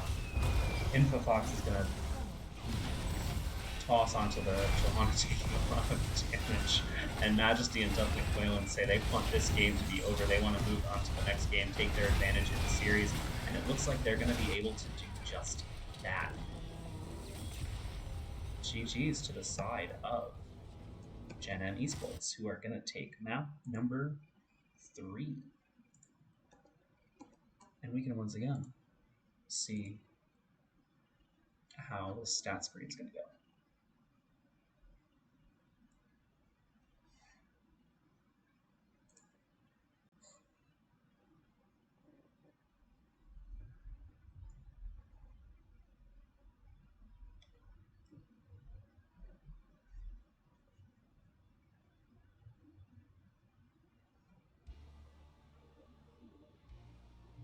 And I actually got the full stat screen this time, so we can take a look at some of this major damage coming out from Sergeant Hammer with 101,000, hitting 6 digits in this fairly long Braxis holdout game. Top damage on the side of Gen M came from the Tychus with 71,000. Majesty doing a lot of structure damage, making pretty good use of the global, and that really big flight came in towards the end of that game that resulted in a gust to kill the Chromie, and that's how Gen M made their way to core. Let's get our scores and our maps updated. Am I gonna press the right button to do that?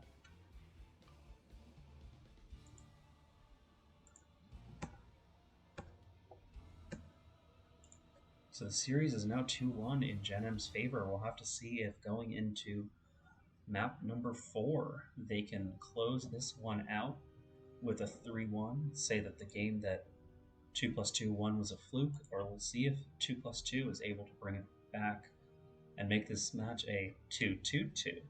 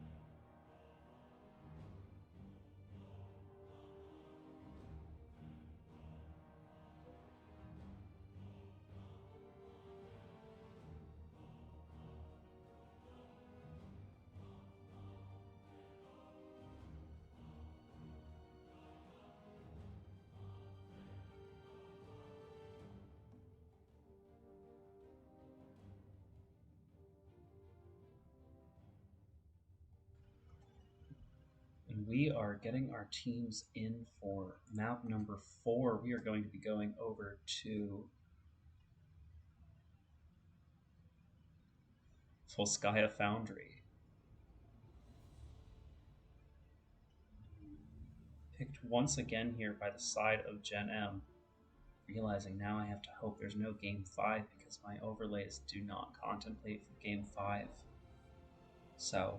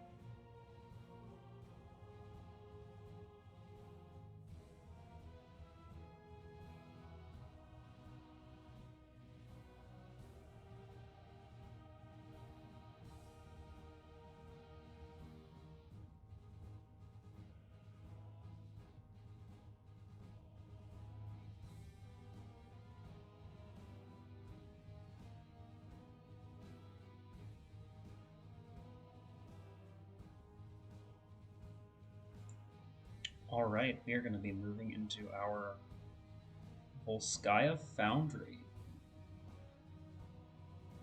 Volskaya Industries.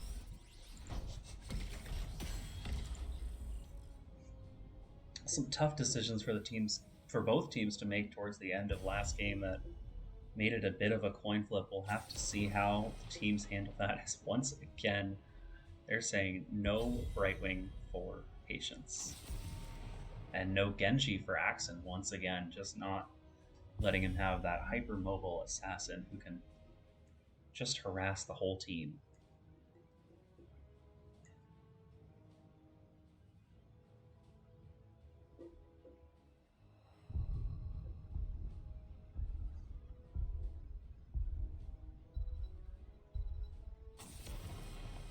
And then a Dahaka ban coming out from the side of 2+2. You've got to imagine Norseman has said, I don't want to play Dahaka.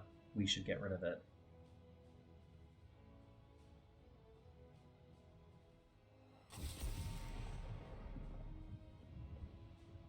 And the Junkrat ban is going to be the final ban from the side of Gen M, as first pick goes over to 2+2.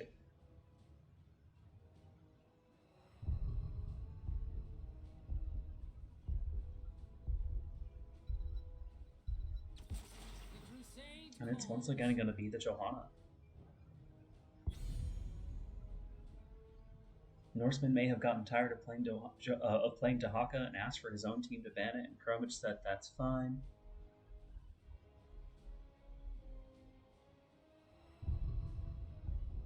I'm okay playing Johanna again. So Chromich playing Johanna for the 4th time here.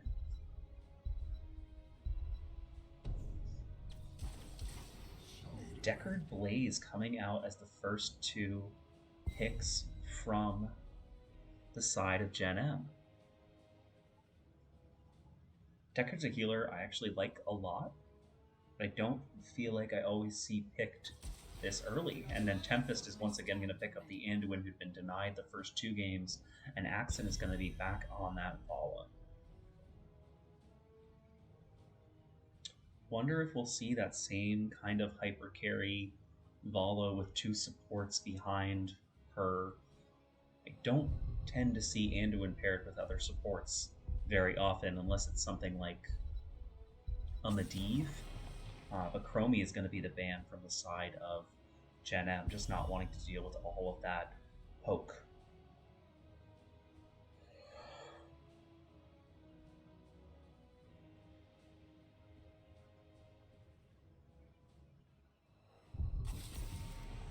And Zagara is going to be the ban from the side of 2+2, a cheeky little pick that Gen M likes to make.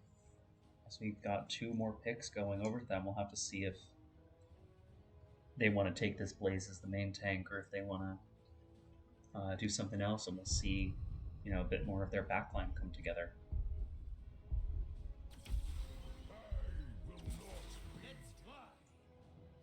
It's going to be Gul'dan Falstad, so saving that tank pick for last.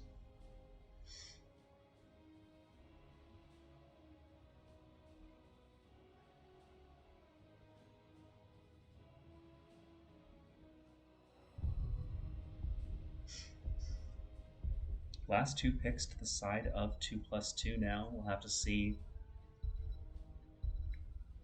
what's going to be in the offlane and what's going to be the other backline. So we're going to see a Zarya and a Stitches. I wonder if this means we're going to see Johanna go to the side lane. Zarya being another support that I totally could have mentioned alongside Medivh, and I didn't. And that's nothing against Zarya. And we see Anubarak as the final pick for the side of Gen M.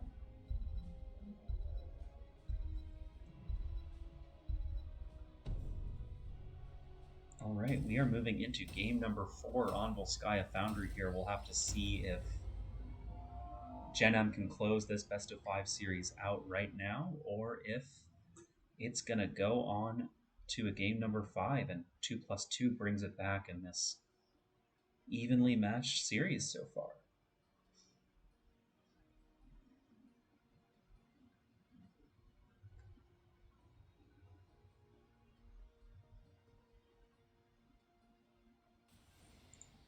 Alrighty, we are getting into Volskaya Foundry with Tempest playing Anduin, Norseman playing Stitches in the off lane? Question mark? McNulty on the Zarya, Axon on the Vala, and Chromich once again on the Johanna.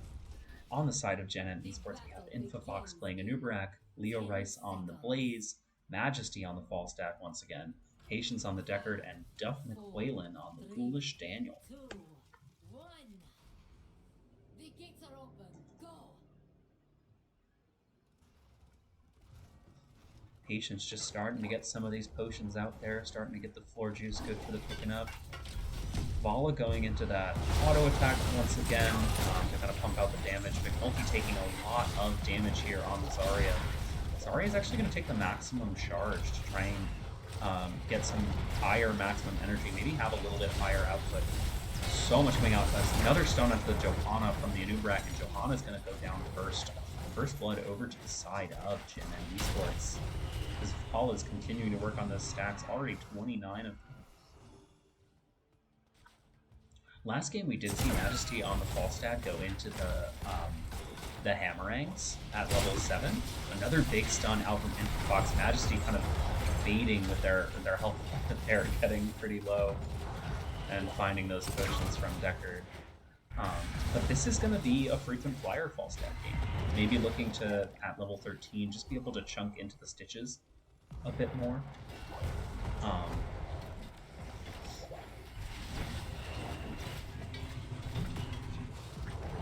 Jenem going for a very early grab onto this camp. Majesty's already going to be flying away, even though Johanna looked at that. Majesty preparing to start this bottom camp here, trying to make the most of their time on the map, as we see 2+2 picking up theirs as well.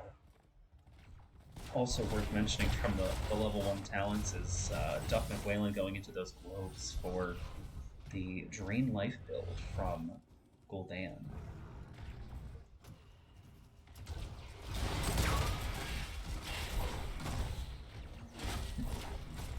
Danger Ping coming out, 2+2, knowing that Infofox likes to shark around and will kind of come out of these bushes. There were those Danger Pings from the side of Gen M, not knowing if someone was in that bush. So much damage coming out from Gul'dan, but a lot of that damage over time from the Echoed Corruption is gonna be eaten by those Zarya shields.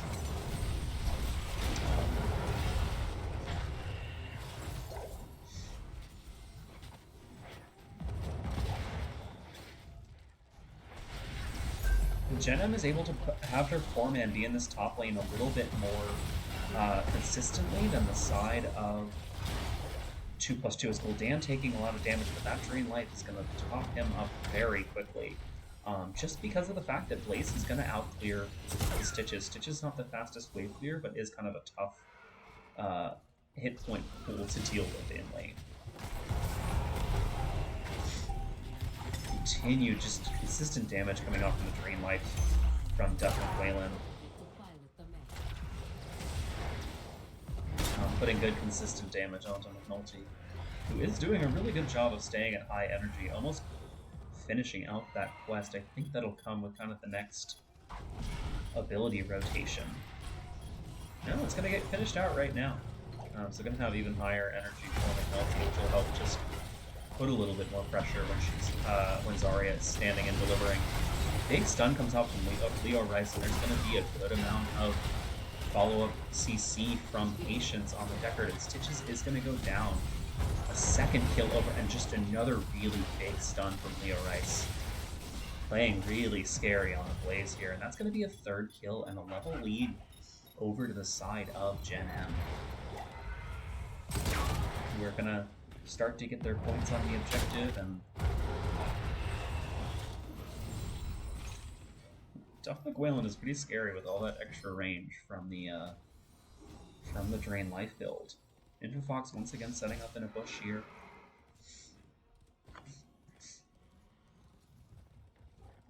The team's just kind of doing their duty. Deckard is standing in his little layout of potions, all set up on the objective as Duff McWhalen and Leo Rice just pick up the next turret. Looks like no items to the side of 2+2, while Gen M has got two of their own. The healing camp that they picked up really early, and that turret that Duff McWhalen just picked up. I wonder if... Yeah, Majesty also has one on the fall stats. They picked up those 3 kills without using any of their items. And we're once again moving on to this healing camp, knowing that they've got about 2/3 of the objective and they can afford to step off for a little bit. 2+2 is going to be a little bit wiser to it this time. Maybe look to take a fight, but level 10 is just around the corner, and Leo Rice is occupying 2 members of the team. Fox taking a good amount of damage, but I don't really think 2+2 has the staying power here. The Blaze putting a lot of damage onto them, and level 10's coming in. We've got the Cocoon from Anubarak, the Bunker Drop from Blaze. As Anubarak gets hooked in and is just going to burrow charge away. Another Mighty Gust from Falstad. Stay a while and listen from Patience on the Deckard. And Delta Whalen is going to pick up at Horrify from Gul'dan.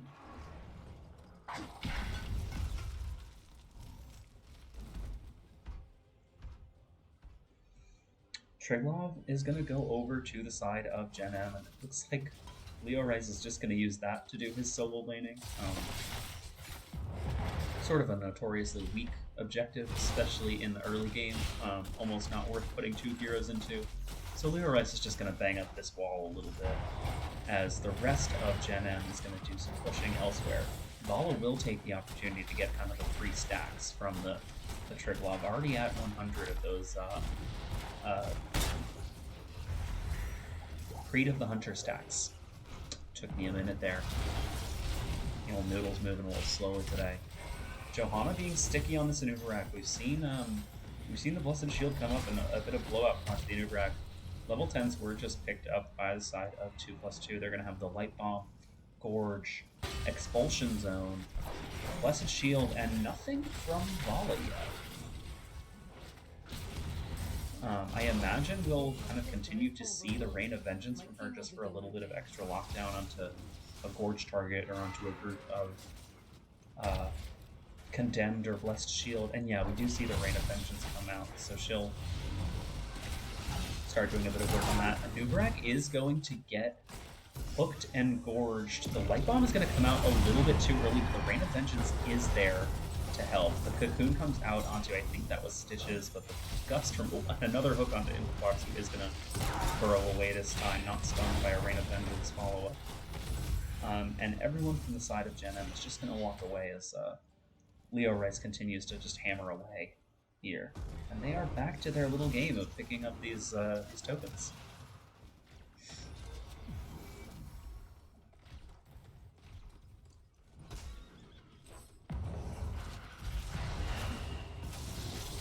More aggression as level 13 is about to come in to the side of Gen M, and 2+2 is going to walk away. Leo Rice finds another really nice stun, and Duff McWhalen is going to take the opportunity to just throw some damage on this. Duff McWhalen may have stepped a little bit too forward. The Expulsion Zone could be taken out. That Drain Light is doing so much damage. It continues to be body blocked. The Deckard Sleep not helping him get out of there. Anubarak once again gorged. The Light Bomb continues to be a little bit too early, but Anubarak is going to go down.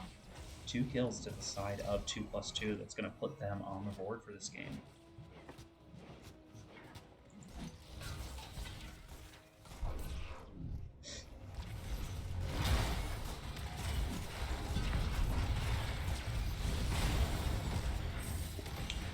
Now the side of 2+2 is going to do what Zarya Khan's going to do quite well, which is just kind of pressure onto these forts and do a lot of damage to them, even when they don't have a minion wave with them. But Leo Rice once again finding big stuns with a big follow-up Horrify from the Gul'dan, and is just going to find the last bits of damage onto Zarya, who did get pulled out. So that's pulled down and a kill for the side of Gen M, who, if I had to guess, moving towards this healing beacon. Johanna cocooned really early in this engagement. Vala is going to get her out. That 2 stuns are going to come out from Anubarak. That Light Bomb is barely going to help Chrome, which walks away, who actually doesn't get away, but does get the Blessed Shield out to put Stay a While and Listen on that 10-second cooldown.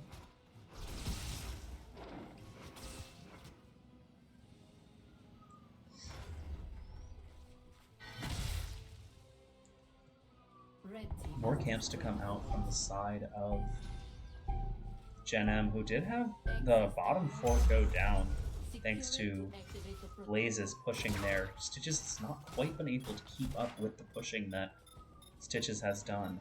As Gen M starts to move towards this top objective, Deckard getting his potions set up.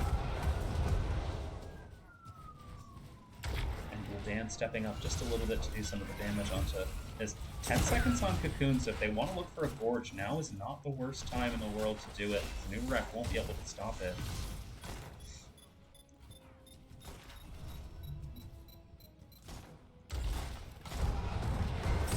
See Majesty on the Falstad still in the mid lane, finding that level 16, and we'll have to see if this is when Gen M is going to make their move, or when 2+2 decides that they need to back off just a little bit. The hook comes out onto the Anub'arak. Leorice finds the stun. I think they're done gorging Anub'arak. They aren't happy with him as a target. So the Norseman is going to be the the Norseman is going to get Leorice, who's going to bunker before any of those stuns can go off, and Duff McWhalen is going to have another really good Horrify. Taking a lot of damage from the lockdown from Johanna, but that W blow, the Drain Life on Dan, is just going to help him survive so much. Healing token coming out just to make sure the team stays alive. They've still got this level 16 advantage. A huge root is going to come out for Patience and find both of the frontliners for the side of 2+2. And then Antuin and Zarya to get gusted out from underneath their fort. Looks like they're going to go down. This does provide a little bit of stagger potential to the side of Gen M if they're able to chase them down. Zarya with a lot of spell armor from her, I think that's the level 13, is going to protect her from the Drain Life of Duff McWhalen.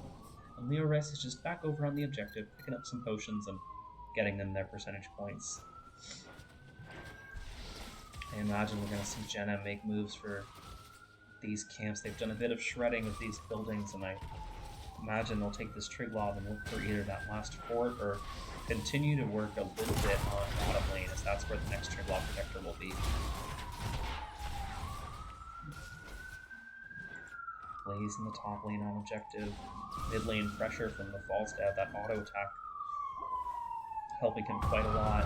Let's see if we can take a look at some of the siege damage. Blaze at 6-figure siege damage already. Zarya top siege damage on the side of 2+2 says how it kind of shows what I was saying about the Stitches not having the best wave clear, and Zarya being able to poke a good amount onto waves.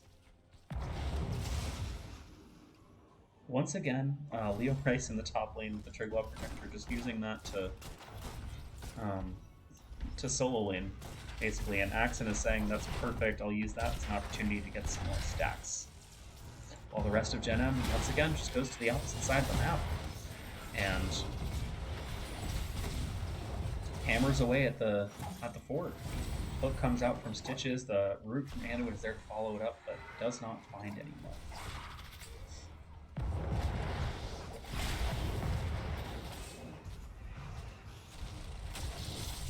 Two members responding to that top Triglav push. Stitches is going to get horrified, but it's going to get pulled out before anything else can happen to him. The sleep coming out from Patience. The Hook almost finding Patience in the back here. And Falstad is focused on this keep. Anub'arak is going to get forced. The Light Bomb once again just a tad too early. I can totally sympathize with the Anduin player. I've done it a million times. Someone said, you just have to count to 3, and I told them how not helpful that was, because you can count to 3 at any speed.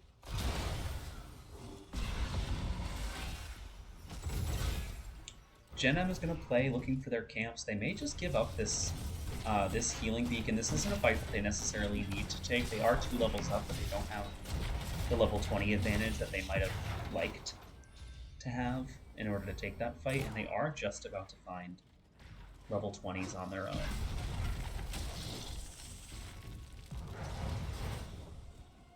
Falstad pushing up this bottom lane, and here we do have level 20s for the side of Gen M. So we have Rewind from the Anub'arak, Fortified Bunker for a little bit of extra armor from Leorice on Blaze, Wind Tunnel from the Falstad.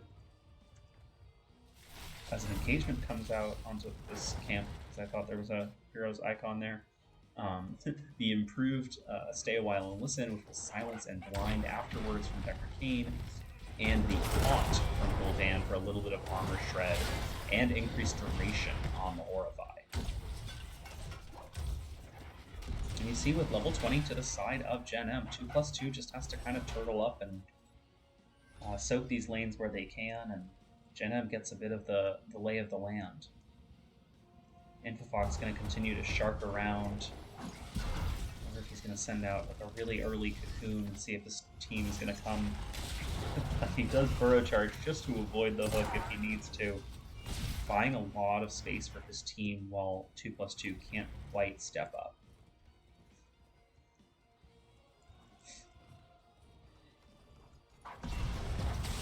Pretty big item advantage to the side of Gen M, and Leo Rice is actually going to drop the turret so they can secure this fort ahead of the next objective.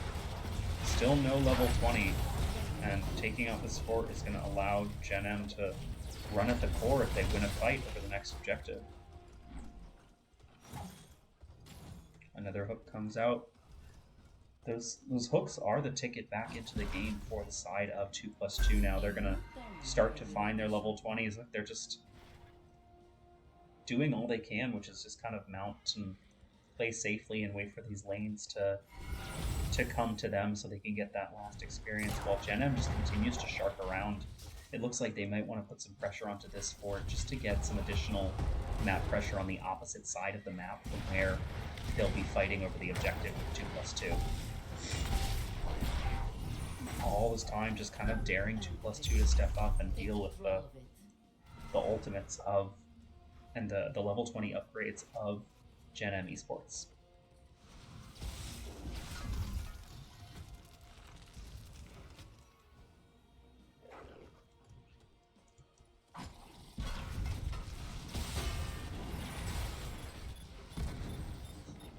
Falstad claiming another tower as level 20 has hit for the side of 2+2.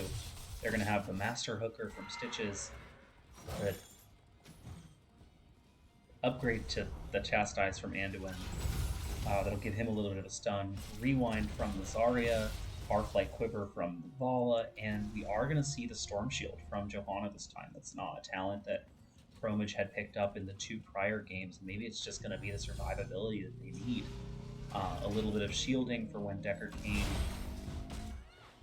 I was going to say for when Deckard Cain throws out the Emerald, and Deckard Cain does not have Emerald. Gen M has taken about 50% of the objective and then left to go do other things on the map. They've got Falstad up top doing some extracurricular pushing as they take camps, and when 2+2 had to back off, Gen M stepped back in and said, okay, we can get our percentage points. Now 5 members of 2+2 are in this middle lane. They might be looking for a bit of a fight or just to take this healing beacon as Stitches starts to do a little bit of work on that camp.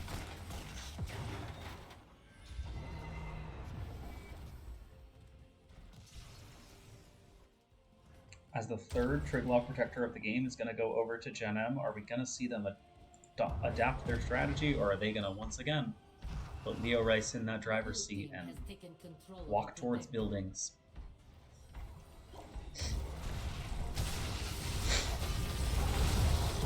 A lot of damage coming out onto the Zarya being stunned. The Falstad is going to get gorged, and we'll have to see if he's able to walk away. Majesty does just barely walk away with the help of that wind tunnel.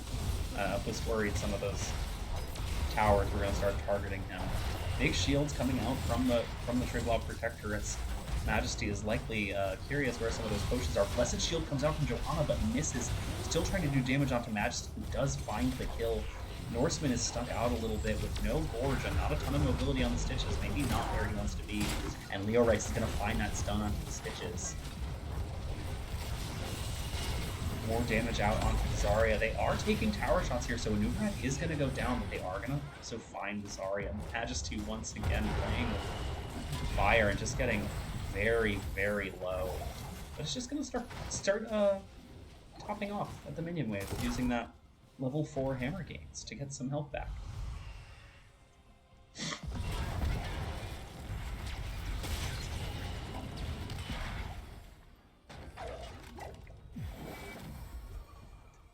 During that engagement, Gen M was getting a bit more damage onto this top keep here. It's gone down most of the way, and now they've got some good pressure on the map as they move into the kind of in-betweens of the next objective phase, where not a ton is going to be happening. Interfox actually pointing out there in the chat that the pull was used on the gorge, on the Stitches, who had gorged Falstad, which negated the cocoon, which would have spit out the Falstad. Of course, Majesty's still living there by the skin of his feathers. I don't like the way that sounds. But a pretty neat acknowledgement of that pull. Tempest's pulls have been very good, and it does make a lot of sense why that Anduin was denied the first 2 games. Interfox a little bit deep here. We'll see if Promise is going to walk up and go for that left shield once again. That did lock down the Nubarak in game 2 a good amount. The Nubarak just kind of scouting, keeping vision, keeping space for the rest of their team. Gonna find the Johanna here. Leo Rice a little bit deep, but is gonna get the jet propulsion away. Genem just wants to keep them here. Genem does have catapults starting to build up in the bottom. First catapult, second, the third coming in, and Falstad also there. So Genem, I imagine, wants to step up a little bit just to stop some of these backs as McNulty is starting to back. He does get interrupted with Falstad. He's going to start doing a little bit of damage here. Leo Rex does get picked up by the Stitches. Still has the bunker and isn't under a ton of threat. Finds the stun onto Stitches. Anduin is getting broken out of the cocoon. A stun does land onto Zarya. Did a little bit all over here as Falstad has actually found the core. I was watching the wrong part of the screen. I didn't realize Majesty was going to find so much of that in that last engagement.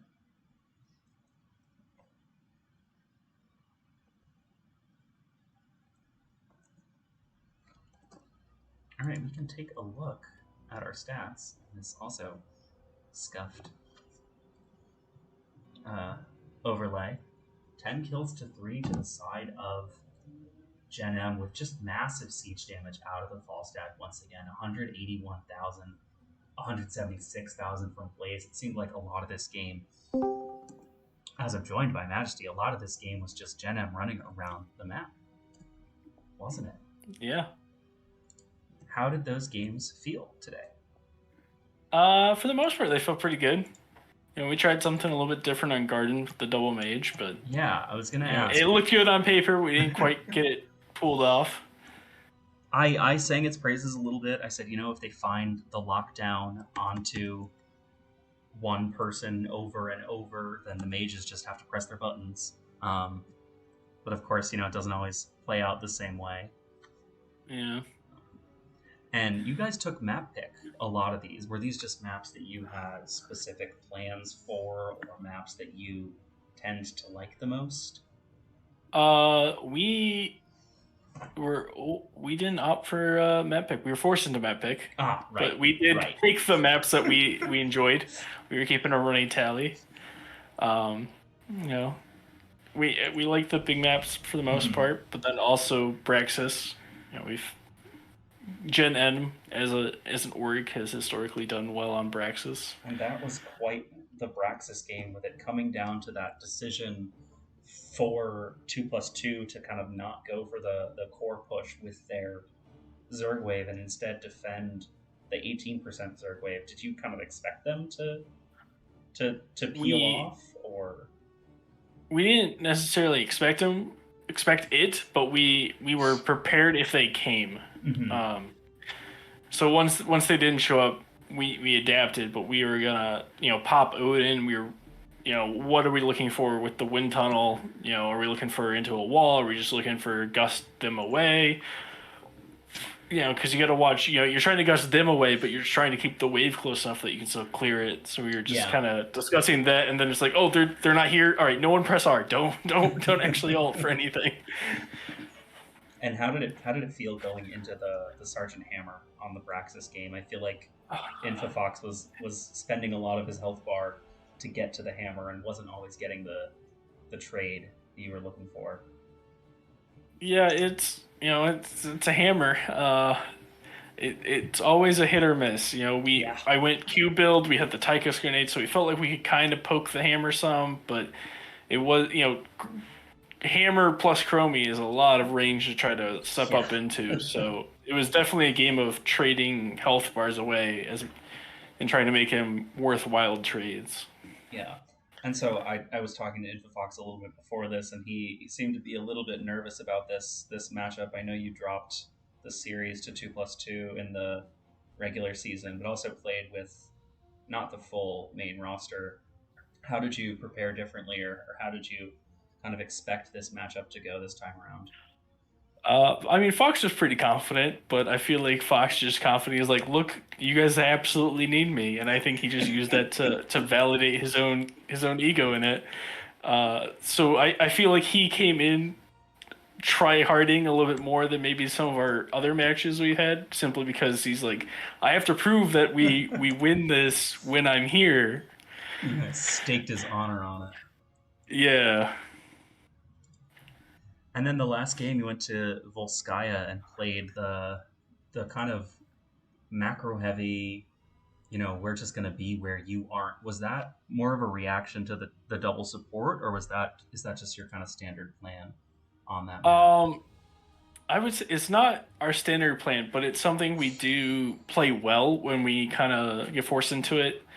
I have had a lot of experience with like playing Tahaka and false like globals in the past, so it's kind of easy for me to get in the mindset of going to split push. Leo wishes he was in the 4-man, so it's not hard to convince him to stick with the 4-man. But it was more of an adaptation. About halfway through the game, we kind of realized, oh, they're to the point where they're only 5-manning around or 4-manning around pretty tough. So yeah, if we just spread out across the map, we can kind of edge out things slowly, and then in the end, it edged out the core.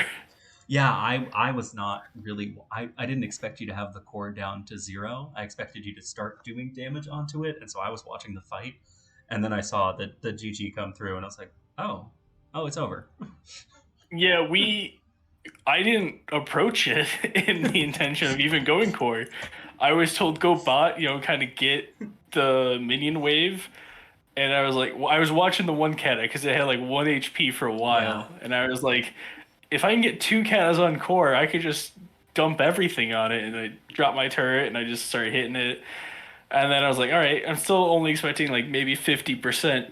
And then they started calling like, oh, we got this interrupt. Oh, this person's trying to hearth. Yeah. They're all still here. And it's like, oh, guess we're committing. And then the Vala showed up and it's like, this is why I got the gust button still. Yep. Yeah, that one took me a little bit by surprise. So you are waiting for the results of the Gilly Sharks versus Unity, who are going to play the other semifinals match. Do you have of those two a team that you would rather play against? I actually don't feel like I do. I mean, the team as a whole might, but I'm not overly sure if whoever shows up, and we're gonna try our best. Fair enough. See how it shakes out, and we got some things still in our back pocket that we haven't pulled out yet. So well, hopefully we get to see some of those. You don't hide them all from us. Yeah, save it for next season, right? Fair. All right. And Madge, before I let you go, any last shout outs after a long shout series? Out to the team. Shout out to our alternates. We almost had to pull one in at the last second, but luckily things worked out. Shout out to you for casting and for Twitch chat for watching and supporting us. Always appreciate it. And shout out to NGS for putting this all together. Alrighty. Fox says we want Gilly Shark, by the way. We want Gilly Shark. Apparently, Gilly Shark is our preferred opponent. All right, and I will let you enjoy your win and start getting ready for that next match. Thanks for joining. Thank you for casting us.